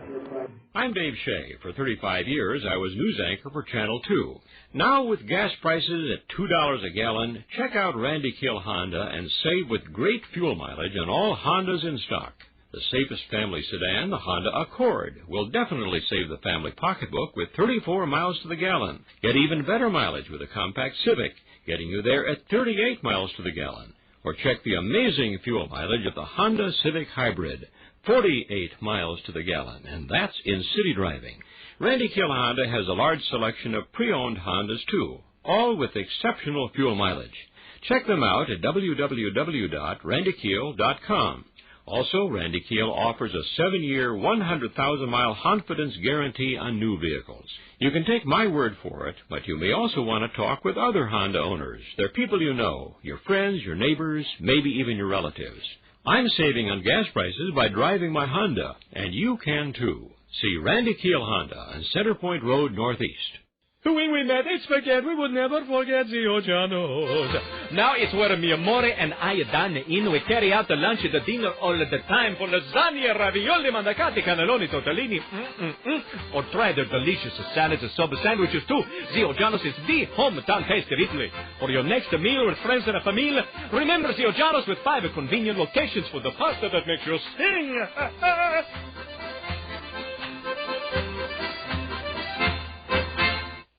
Epitomizing what a setup man's supposed to do, Francisco Cordova, 2 1/3 innings, no runs, 1 hit.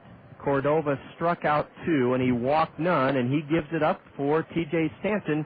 Stanton has been a vital part of the Colonel resurgence of late. T.J. 3-3, 3 saves, and he's taken over as the Colonel closer in the absence of injured Frederick Deloiza-Gacarni. 3-run lead for the Colonels, and a lower third of the order, starting with Jerome Millins for the Silverhawks. Stanton misses with ball 1 high, and TJ saved Monday night's Colonel win in Beloit, an inning and 2/3. He gave up a run on 3 hits, struck out 4, and walked 1. Stanton was 5-5 in the Northern League last year with the Winnipeg Goldeyes.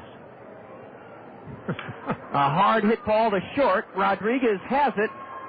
Strong throw by Sean to get Jerome Millins, and Rodriguez, after that error in the 7th inning, Bob, he turned a double play, and that ball came right in on his belly button before he barely got his glove up.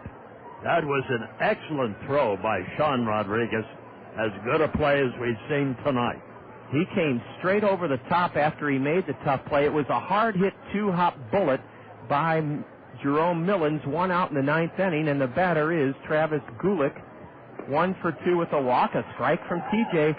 Bob, I know that we hopefully don't have a lot of time left if TJ continues to pitch well, but Herb's score was 20-9 in 1956. He was a flame-throwing lefty that Cy Slapnicka signed, a swing and a miss by the batter.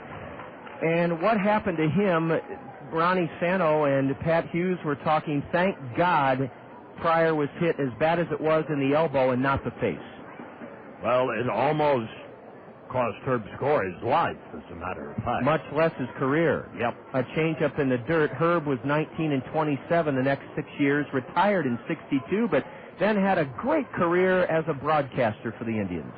And he was a very good friend of another pitcher from here in Cedar Rapids who was signed by Cy Slapnicka and Dick Rosek. Dick Rosek knew Herb Score? Oh, yes. I never knew that.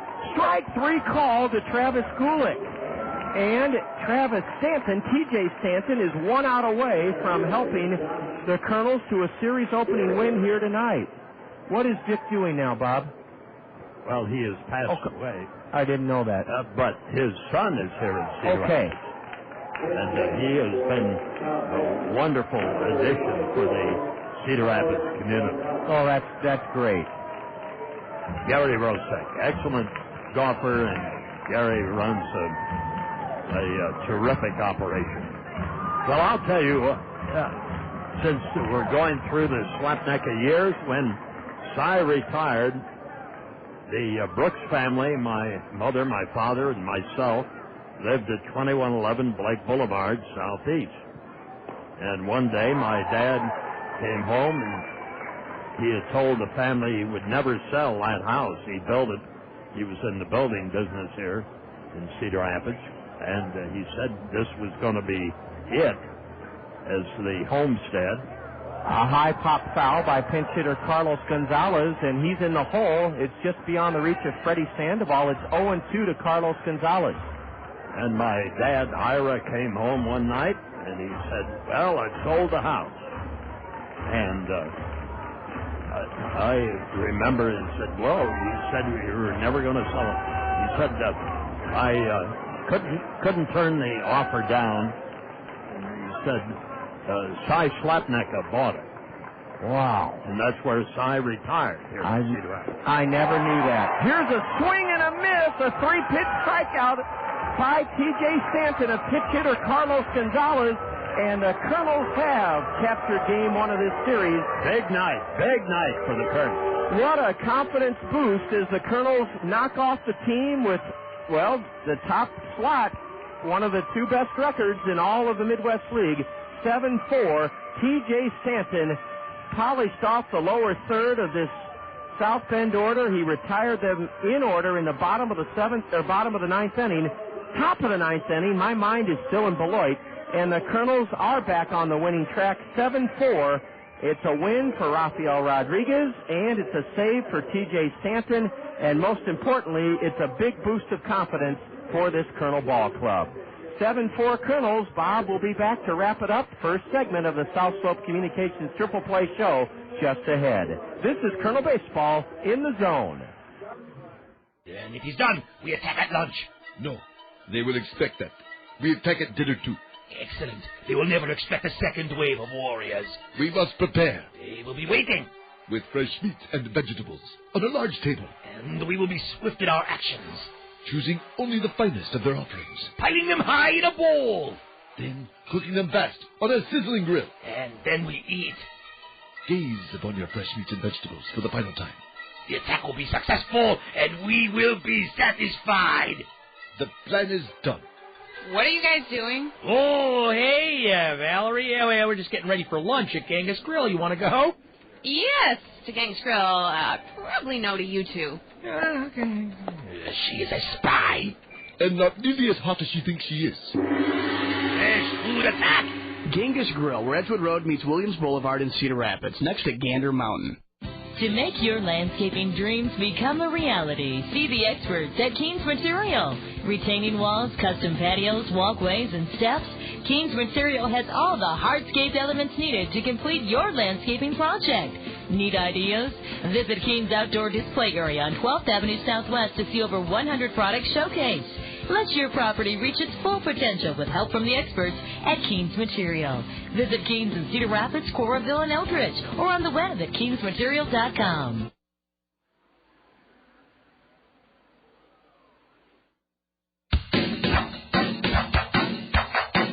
It's time for the Kernels Curtain Call, right here on The Zone, ESPN Radio 1600 AM. With a recap of all the action, the State Farm Major League scoreboard, plus a look ahead to the next Kernels game, let's rejoin the voice of the Kernels, the one, the only John Rogers, here on The Zone, ESPN Radio 1600 AM. An extra hit bonanza for the Kernels, and terrific pitching from middle reliever Francisco Cordova, and Bob had added up to a big boost of confidence. We beat a good team tonight. Yes, and they beat them with base hits and good pitching and hustling defense, and it was a ball game that the Cedar Rapids Kernels used as a tonic to start an 8-game homestay. The most impressive thing was the extra base hits of the Kernels, and the fact that Aaron Peel had 2 home runs in his first 2 at-bats, and Tommy Duenas, who came on to get 3 hits tonight, 2 doubles and a single, started the game hitting 184. So the Kernels were able to get those extra base hits and keep the Silverhawks at bay. On the other side of the coin, the numbers 3, 4, and 5 hitters of South Bend were pretty much negated by Rafi Rodriguez, and by Cordova, and by the save ace T.J. Stanton. In fact, tonight, those number 3, 4, and 5 hitters combined for 3 hits in the game, but they did not get the wounding hit that the Cedar Rapids Kernels have been prone to give up in recent games. So, Cedar Rapids, it started that last homestay with a victory march, start this homestay with a 7-4 win. Everything about this game before 2,199 was a plus for Cedar Rapids. The home runs, the doubles, the pitching, the defense. 7 runs, 10 hits, and 1 error, Cedar Rapids. And South Bend, 4 runs, 7 hits, and no errors. They will do it again tomorrow at 5 o'clock. Fireworks after the game, and let's hope that the Cedar Rapids fireworks at the bat continue in tomorrow's game. Following Bob's line score, Rodriguez Rafael the winner, 4-2. T.J. Stanton, his 4th save. He retired the side in order in the top of the 9th. The loser for South Bend, their starter Coley Colberg, he's 1-1. 2 hours and 35 minutes to game time. Scott Unash waiting in the wings. We're going to keep it moving here on the Colonel Curtain Call. We'll have our Access Direct play of the game in just a minute. This is Colonel Baseball in the zone. Duty, honor, country. These 3 words define who we are. Duty, friends and neighbors united for the common good, in service to others, and for the benefit of all. Honor, the deep-rooted faith that selfless dedication to a noble cause is right, just, and good. Country, a solemn vow volunteered to support our nation's people during desperate times. Mercy, in the midst of nature's wrath. Hope, when all seems lost. Duty, honor, country. We're the Army National Guard. Call 1-800-GO-GUARD. That's 1-800-GO-GUARD. The Army National Guard, you can. Sponsored by the Iowa National Guard. Aired by the Iowa Broadcasters Association and this station. Off the Memorial Day weekend with a very well-played 7-4 victory over Eastern Division leading South Bend, and thanks to State Farm Insurance agents Gary Schubat, Dale Thompson, Al Shetler, and Lanny Peterson, we do have a abbreviated but complete State Farm Major League scoreboard with Bob. Minnesota wins the Twins over Toronto 7-2. The Cubs won this afternoon over Colorado 10-3. Wellmeyer, the winning pitcher. The Reds 6-5 over the Pittsburgh Pirates, and the Mets shut out the Florida Marlins 1-0. In the 8th, the Phillies 4, the Braves 1. Also in the 8th, the Brewers 1, Houston 0. Top of the 7th, St. Louis Cardinals 5, Washington 3, and after 2, Arizona 2, and the Dodgers 0. In the 8th inning at New York, the Yankees 6, Boston 3 in the top of the 9th inning. Cleveland 4, the Oakland A's 0. 8th inning, Seattle and Tampa Bay 3-2. Tampa Bay. Bottom of the 9th, Tigers 4, Baltimore 3. Top of the 8th, Texas leading the Chicago White Sox 6-1, and just underway with no score after 1, Kansas City and the LA Angels. Later on, San Diego, San Francisco. That's the Major League scoreboard. Thanks, Bob, and thanks to State Farm Insurance agents Gary Schubat, Lanny Peterson, Al Shetler, and Dale Thompson. A break, 7-4 Kernels, and we'll have our final segment of the Colonel Curtain Call, the Access Direct play of the game, just around the corner. This is Colonel Baseball in the zone. You save big money, when you shop Menards. For a beautiful lawn and garden, shop the Race to Savings sale at Menards. Get your yard off to a great start with grass seed, fertilizer, and mulch on sale. A 5-pound box of NK Northland grass seed is just $8.48. Cover up to 5,000 square feet with premium weed and feed fertilizer, only $7.99. Keep your lawn looking great with big savings on trimmers, tillers, and lawn mowers at Menard. Choose from an MTD gas blower or 17-inch trimmer, just $69.98 each. A self-propelled MTD gas mower is only $198. And while you're shopping, enter for your chance to win a Pontiac G6. Race to savings on lawn and garden supplies at Menards. Save big money at Menards. Ooh, let me find out. We're back at Veterans Memorial Stadium on Arthur Elementary School night. The Kernels turn back South Bend, the Eastern Division leaders 7-4. It's time now to enjoy our Access Direct play of the game, brought to you by Access Direct. They're looking for team players. In fact, they're undergoing a hiring initiative this spring and summer. What's in it for you? Well, how about fabulous benefits at Access Direct? 401k savings plan, medical, dental, vision insurance, casual dress code, and most importantly, a fun, friendly atmosphere. To join the team at Access Direct, log online, www.accdir.com. That's www.accdir.com. Or call Access Direct 261-0260, 261-0260. The Kernels led the game 2-1 in the second inning thanks to a Tommy Duenas double down the left field line. It scored Warner Madrigal.